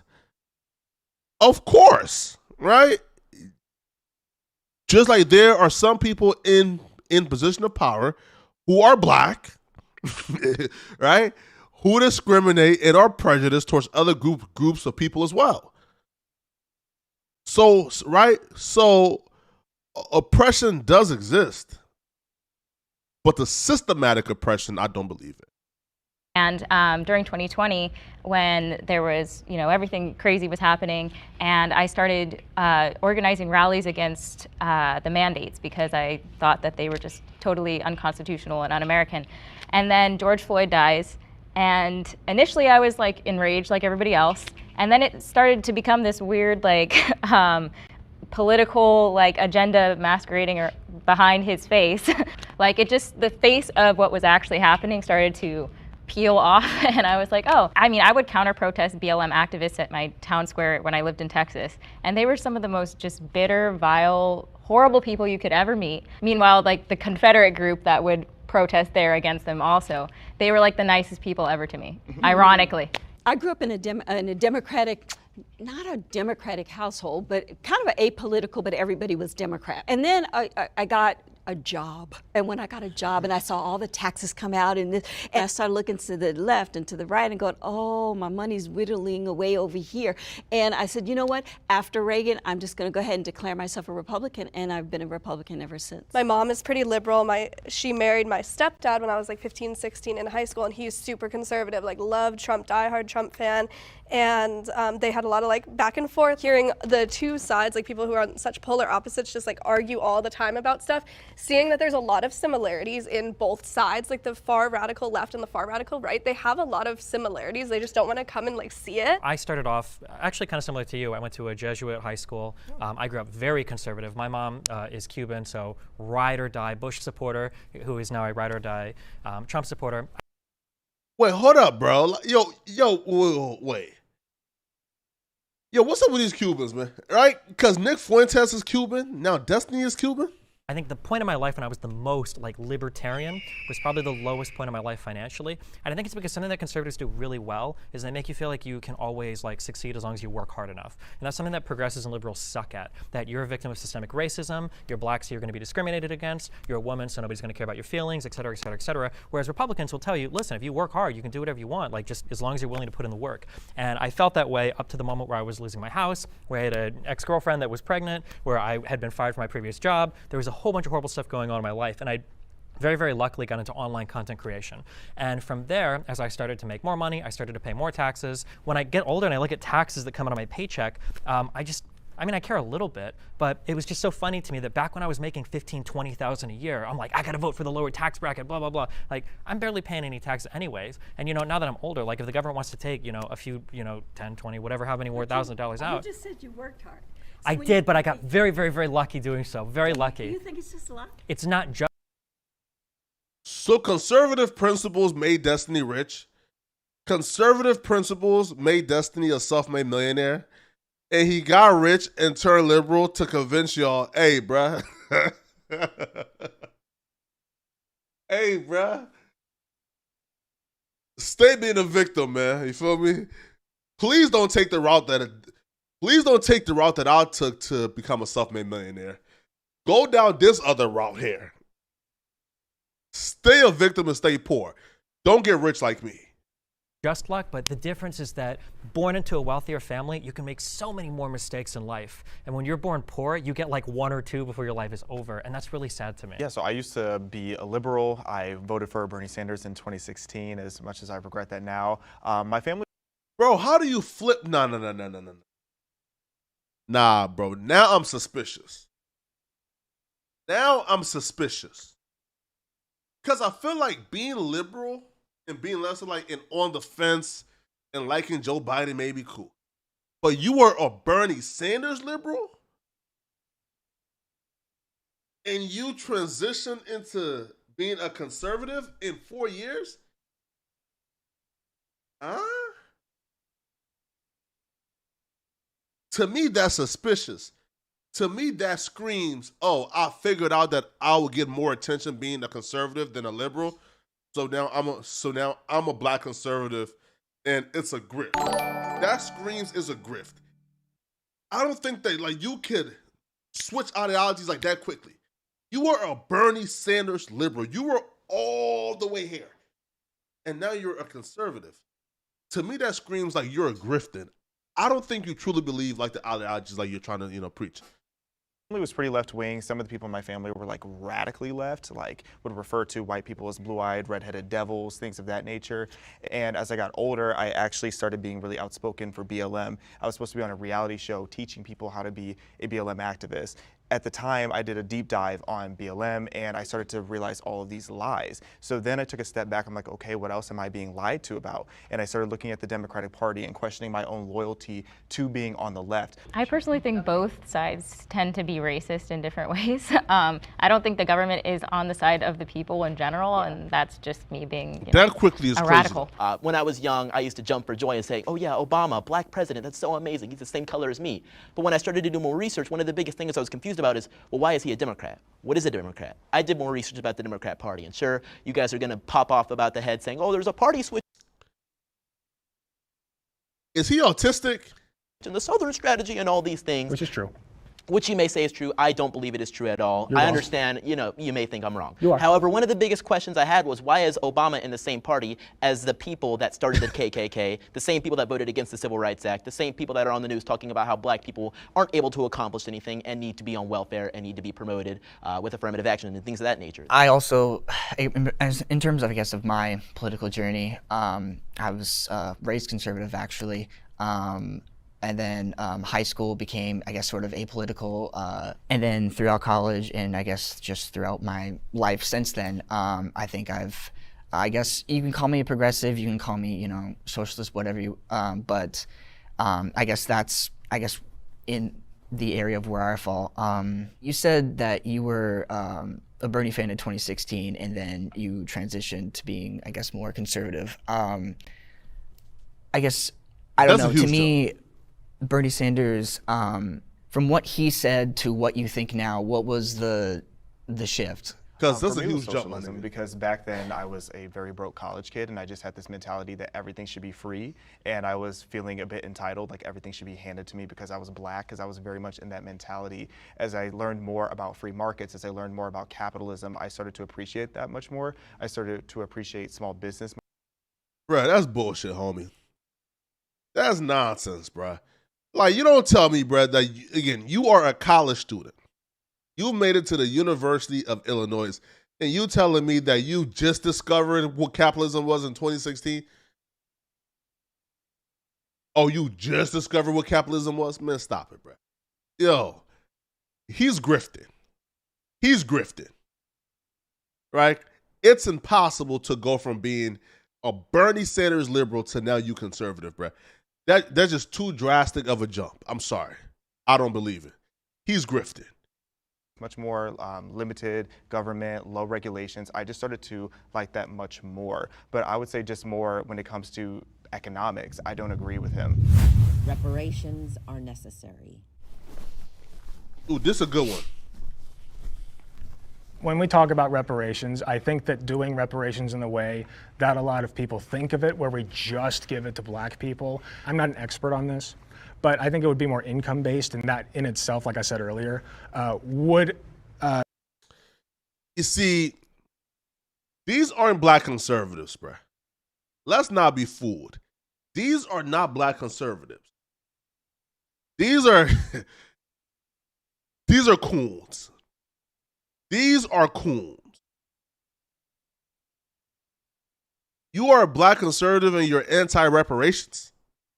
Disproportionately benefit black people, because if you recognize that they are disproportionately affected by a systemic injustice, then doing it on like a class level would uplift proportionally more black people than white people.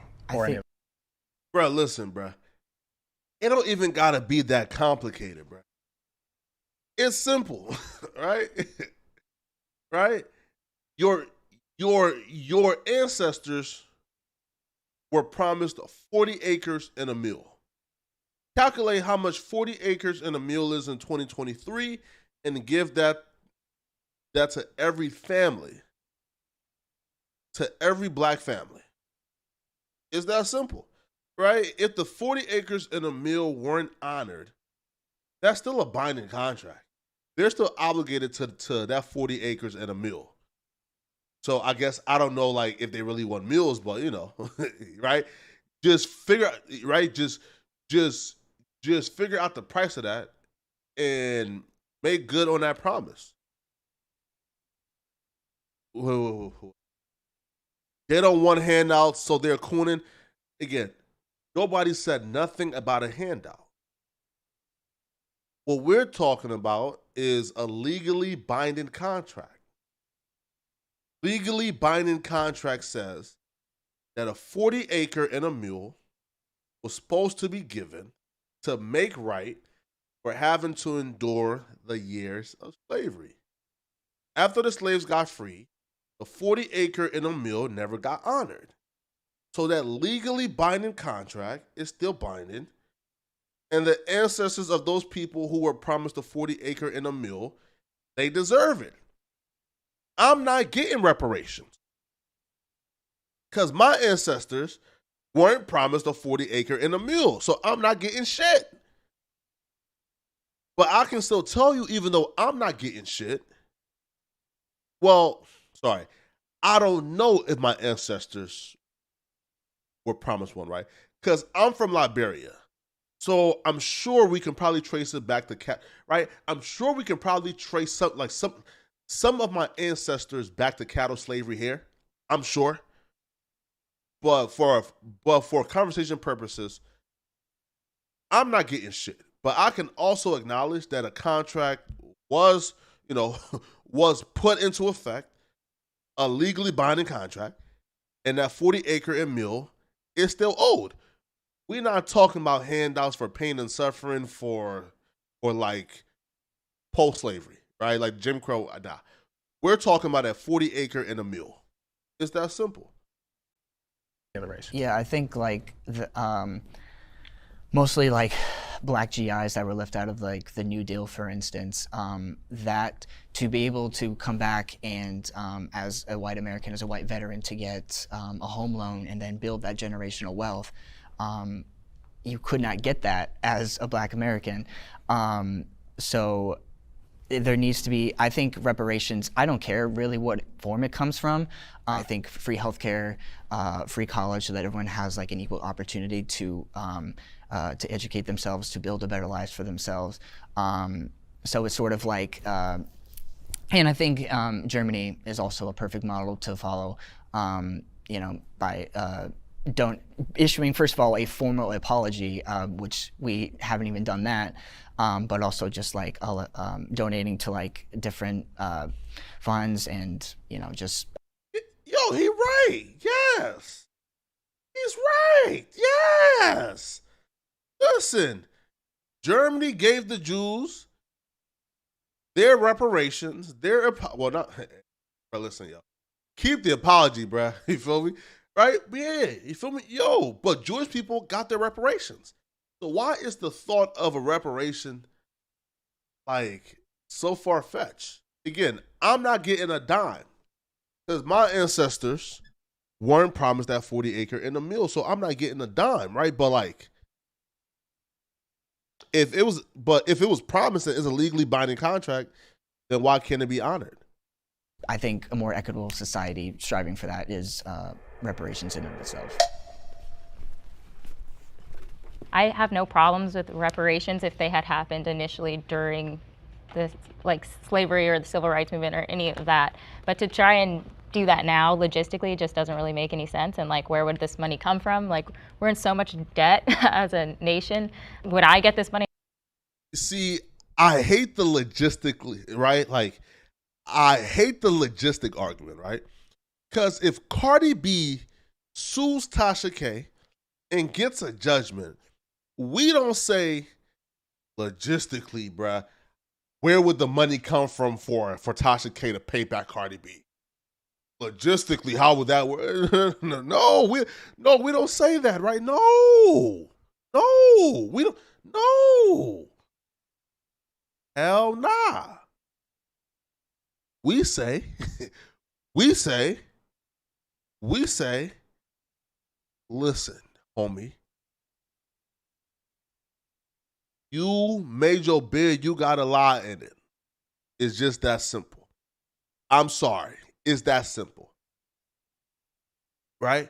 And if Cardi B passes away today, Tasha K still owes the Cardi B estate. It's just that simple. If Cardi B passes away today tragically, Tasha K still owes the Cardi B estate. And the beneficiary of the Cardi B estate will still get that $3 million from Tasha K's garnished wages. So I don't want to hear the nonsense of, oh, logistically, fuck that, right?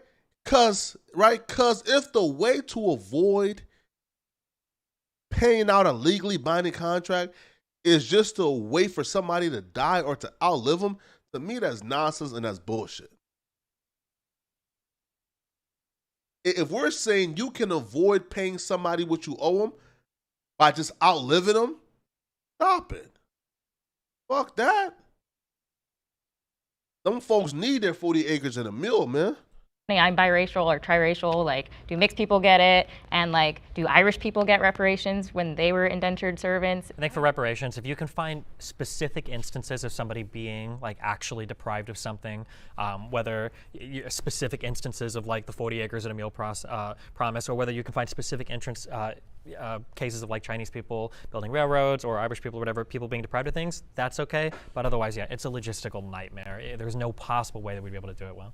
Yeah, America's unique because we have bent over backwards for decades now, putting minorities in a position of privilege. I feel like we have done so much to give back to the communities that were obviously wronged. And I agree with both of you. Like, had this happened a long time ago, I would understand it. If we had specific incidences that we could trace where people were just completely screwed over, I would respect it. But right now, I don't deserve a payment for something my great-great-great-great-grandparents went through. And I don't think that white people are responsible for paying that to me either. I know we don't want to use the verge. Yo, why's it a race thing though? Right? Like, why do it have to be your white folks are responsible for paying us? No, we're not saying white folks. Well, we saying it, right? No, the government has to pay it. The United States have to pay it. Obama was once head of state. Obama is a black man. So right? And that's where I feel like people get hung up on, right? When it comes to, who pays it? The government has to pay it. It's not a race thing, right? Like, it's not, bruh, poor white folks got to get their wages garnished to pay for reparations. Hell nah. The government got to make right on that legally binding contract. It's that simple. Word virtue signaling, but it's sort of like a bribe for a vote in a way, at least in my opinion. In states like California, where they've been throwing around the idea of, oh, we want to pay out this much money to every black citizen in there, in this state, it's like, oh, are you serious? Because this is kind of like a joke, in my opinion. I think that if we impose reparations now, I think it would rip America apart. I think that we're already separated enough as it is, and now you're going to have people walking around going, you owe me money, you owe me money, I'm not paying you any money. It would just really rip us apart. You see how nobody can make an argument for why reparations shouldn't be given? Their only an argument is, man, bro, I don't know how they're gonna pay it, right? Like, there's no argument against why black folks aren't owed money. Because everybody concedes the fact that the government owes descendants of slavery some form of money. But everybody cop out is, man, listen, bro, I don't know how the government gonna pay. Bro, what are we doing here?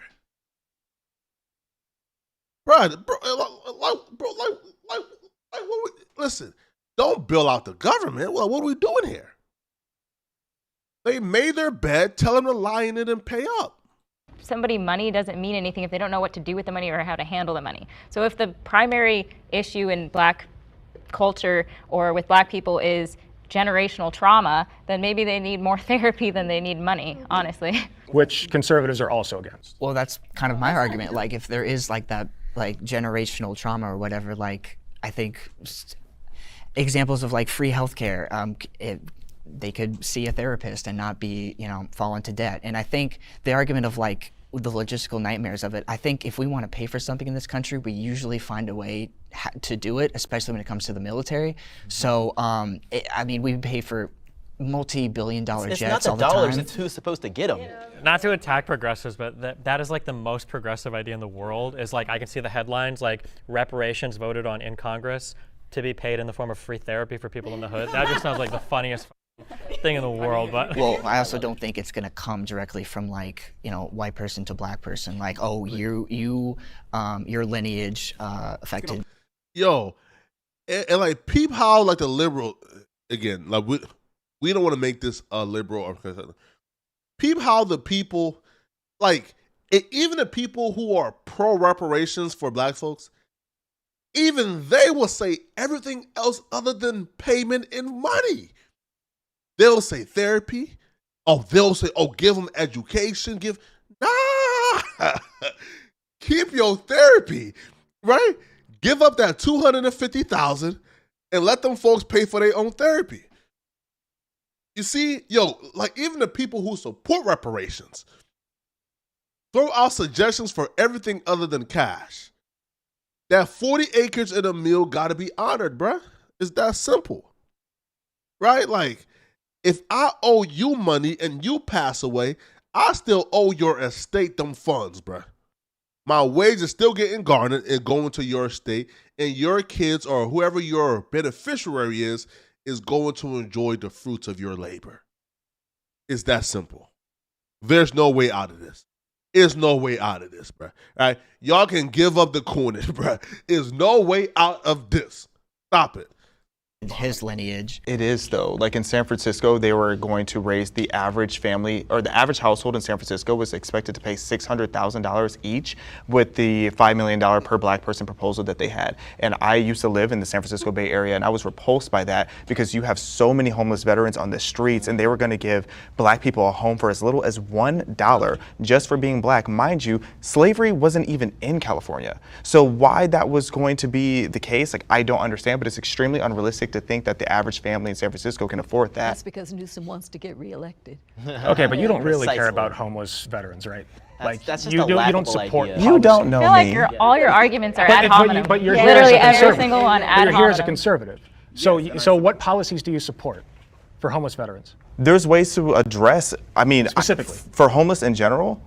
That's a whole different conversation. Yeah. Okay, let's say that we didn't find a middle ground in there. Yeah. All right. But that's a great ending note. White liberals have a savior complex. White liberals have a savior complex. Now listen. If none of these motherfuckers sit, they coons. Destiny, you better sit, man. Oh, thank you. Oh, okay, bet. They're all... Okay, cool. They're all Well, sitting. I gotta say, this is a shock. I never expected all four of you to just come forward and admit it, but you know what? I'm happy with these results. I just think it's a lot of people, At least they're honest, bro. At least they're honest. Now, if y'all had to choose, which one of these do y'all support? Do y'all support this type of white liberal or this type of white liberal? I'll be honest with y'all, right? In terms of policy-wise, I trust this white liberal over this white liberal. Because a motherfucker like this is super cunning, super sly, super coy with their intentions. In terms of who I would hang out with, who I would like to go ahead and grab beer with and kick it with, I want to kick it with this white liberal more than this white liberal. But in terms of policies, me and this white liberal can sit down and have a discussion about policies. A motherfucker like this, bro, he too slick for me to even have a conversation with in terms of policy. I guess people, of the left, whatever, can kind of fall into that trap of thinking that, black people as a monolith need to be saved as a whole. I have no shame about it. I have a savior complex as an older brother, and I will save you whether you like it or not. So that's just me. Well, it's definitely not, because a lot of us are really just exhausted of being viewed as our skin color. Because when you have this mindset that you need to save black people and we're just sitting here minding our own business and living our lives the way we want to, I don't know why it is that people feel this immense pressure to be so apologetic and just always trying to cater and coddle to black people when we just want to be treated like everybody else. We're equal for a reason. I think especially recently with a lot of riot stuff that's gone on or protest stuff that's gone on, people on the left tend to infantilize a lot of different types of protesters, and especially even talking to, you know, some of the other black content creators I do content with, when you hear a lot of progressives come out and say, well, they don't have a choice but to riot or break into the store, or, well, they're stealing, you know, these electronics or shoes for good reasons, you just don't realize it. I think a lot of people kind of look both ways, and it's a little bit weird that there's such a complex on the left to excuse like every single possible negative behavior from somebody as long as they're a skin color that you're kind of in charge of protecting. I find that very offensive. Yeah. I find it really extremely, it upsets me to hear that, because we're just like you. We just have a different skin color, and to hear that you have to help me is offensive to me. I can do it on my own. Well, we have to break down sometimes why these riots happen. You know, MLK once said that riots are the voice of the unheard. So, did this nigga just quote MLK? Yo, where do they find white? Listen, yo, where do they find white folks like this? Like, I'll work with a few white liberals, and again, and even those white liberals that I work with are not as bad as these motherfuckers right here. Where do you find white boys like this, bruh? They quoting MLK? if you are to address the problem and stop the riots, you have to address the underlying inequality that has historically been pervasive. You know, even if you as individual people are doing fine and you don't want anybody else to get in the way of that, that's cool, and I'm not going to be the one to get in the way. But the disparities are undeniable. So if you take pride in having like a white savior complex, what is it that you think that you're doing to save black people, and what is it that you think that you're saving black people from? I am trying to make the world a better place through whatever means I can. And but you're doing it on the backs of us. I wouldn't say so. Yeah, I actually do. I feel like you want to be a savior and you're using me to make yourself feel good. That's what I'm How hearing. am I hurting you? You're not letting me have my own voice. You're not letting me speak. How? You're speaking now? No, You're cutting her off. Yeah. Well, I feel like I have to. Yeah. Well, what's happening? I mean, you're speaking right now. You're speaking right now in this particular setting. Mm-hmm. But what you're saying is, like, you took it back to riots and so forth, and it makes it seem like the only way that we as black people can have a voice is by riots, and then you need to come along and you need to say, okay, poor little black child, let me help you. One of the backs is super That's crazy. offensive to me, and I feel like you're making yourself feel good about trying to help us, and it. I also think that, like, when we talk about damage, I think especially when it comes to a lot of the shoplifting stuff that's going on in certain cities, you get a lot of white people that live in nice suburbs saying things like shoplifting is no big deal, that's fine, and then you'll catch YouTube videos of them later on being in a Walgreens in like a shoddy neighborhood, and they're like, man, why is the deodorant behind a locked case? It's very easy to sit behind a gated community and say, oh, well, you know, it's not a big deal, you know, they steal because they have to. Riots are the language of the unheard. I think people haven't read the full context of that quote. When MLK was saying riots were the language of the unheard, and you need to address the underlying condition, he wasn't condoning the rioting, he was just understanding it. Obviously, there are a bunch of white people that feel they need to be a savior, but I think there's a difference between helping and saving. Like, I don't think I would need to save black people, but I would tremendously love to help and make sure everyone has like equal outcome. Or like, but like my whole thing is like, don't you have enough to worry about in like your own communities? Right? Like, again, and I don't know the pressing social issues for white folks, right? But don't you have like particularly pressing issues that you have to handle in your communities? Right? Like, I don't know. You feel me? Right? Like, I don't know. Right? Like, are there too many Krogers being built in your community? You feel me? Like, you have specific issues in your community that you could handle and you could help with. Why are you so concerned with what's going on in the urban communities? That's what I don't understand. Right? Like, my like down south white boys that I like, right? My Midwest white boys would tell me, hey, bruh, you feel me? Hey, listen, man, we are all fighting the same fight with just different strokes. You feel me, right? essentially saying, hey, listen, man, we got our own shit to worry about. Y'all got y'all own shit to worry about. You feel me, right? We not getting in y'all way. We not supporting any type of oppression against y'all. But we got our own shit to tend to. Y'all tend to y'all own shit. And we hope that everything works itself out. But like, why are y'all out here quoting MLK, quoting Malcolm X, when y'all got your own stuff to worry about, right?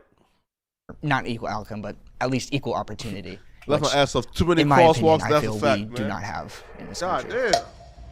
This is awkward. Hi, guys. So I didn't step forward just because I don't want to broad brush all white liberals as having a white savior complex. I have experienced white liberals who do have that, and they're very unpleasant people. But I don't think every single white person who's a liberal or who is an activist for BLM or any of those things necessarily has a white savior complex. I think that there's a lot of white. Look, I don't think that all, like, for example, I don't think that all white liberals have a savior complex. But if you are marching at a BLM rally, you for sure got a savior complex now. People who genuinely think that black people are oppressed and they want to help, and that's what they're told. What it seems like to me, when most people have savior complex, regardless of whom they're trying to save, it's like they're taking real pain and real trauma and using that as a way to push this political agenda, but also to alleviate themselves of whatever guilt that they feel unnecessarily. Like, I don't know why a white person today would feel guilty for things that happened decades ago, let alone something that happened centuries ago. I've never seen a white person say, I personally feel guilty for slavery. Maybe they're out there, but I've never heard that. Yeah, in second grade when they taught us about slavery, almost every kid in my classroom would spend their entire time looking at black kids in that classroom. How was I supposed to not think, wow, these people are feeling guilty for something that they have no involvement in and I have no involvement in? Every kid in my classroom understood the context. People hate feeling uncomfortable, and obviously you don't want to feel like the bad guy, and so I feel like it comes from a place of like, oh, well, like, let me make sure that I'm different and like I'm showing you that I want to like help you, but it comes across like I think it can land very poorly. I'll tell you what, stop it.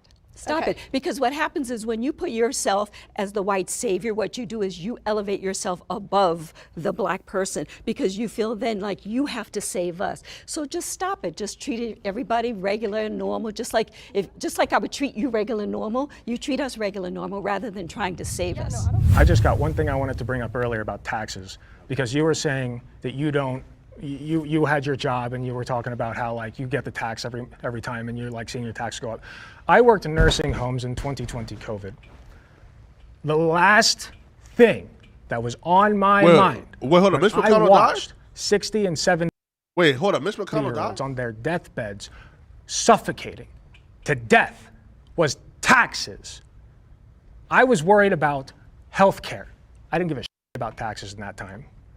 So when I go to work every day, that's what I see. That's what I want to fix.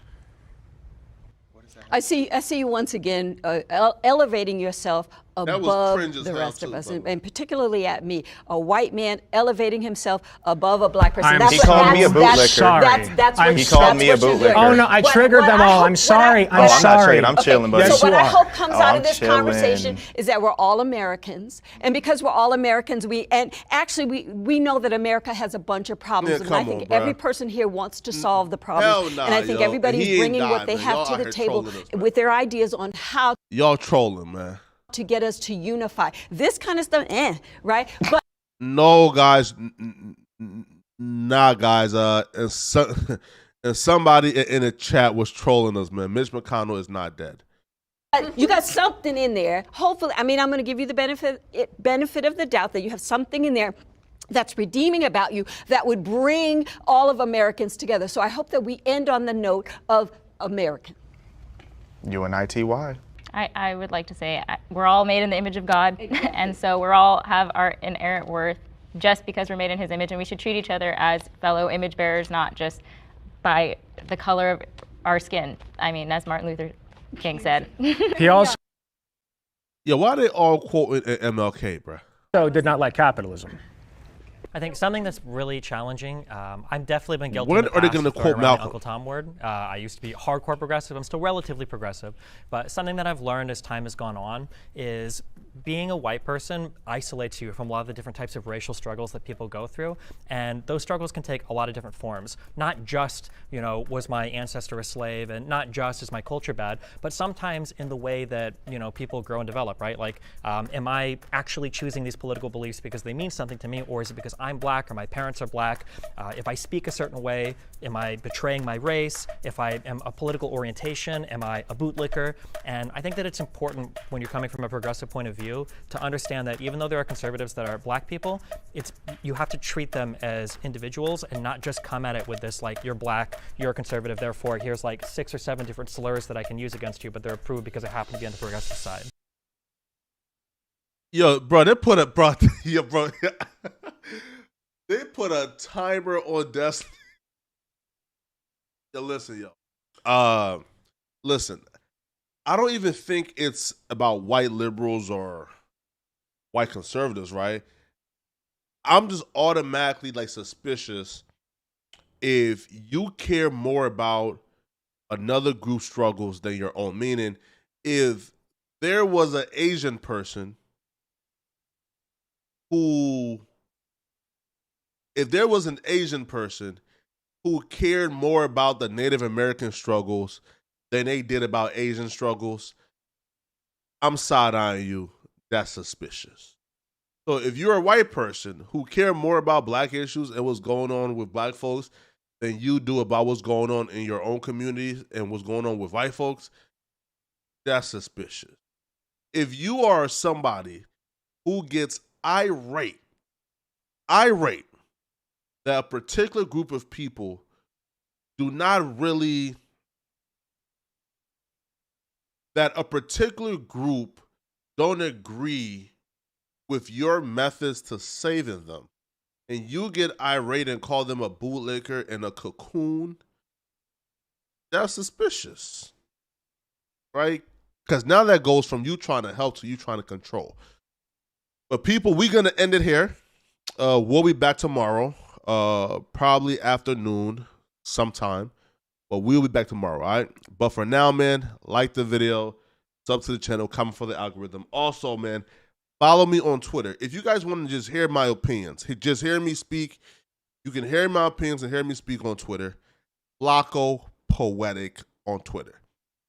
Also, follow me on Instagram at Poetic Flacco.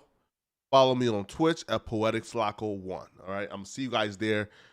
Guys, I appreciate y'all, man. I love y'all, man, for making my dreams come true and giving me a platform to be able to speak and feed my family. I'm forever indebted and grateful to you. All right, it's your boy Poetic Flacco, man.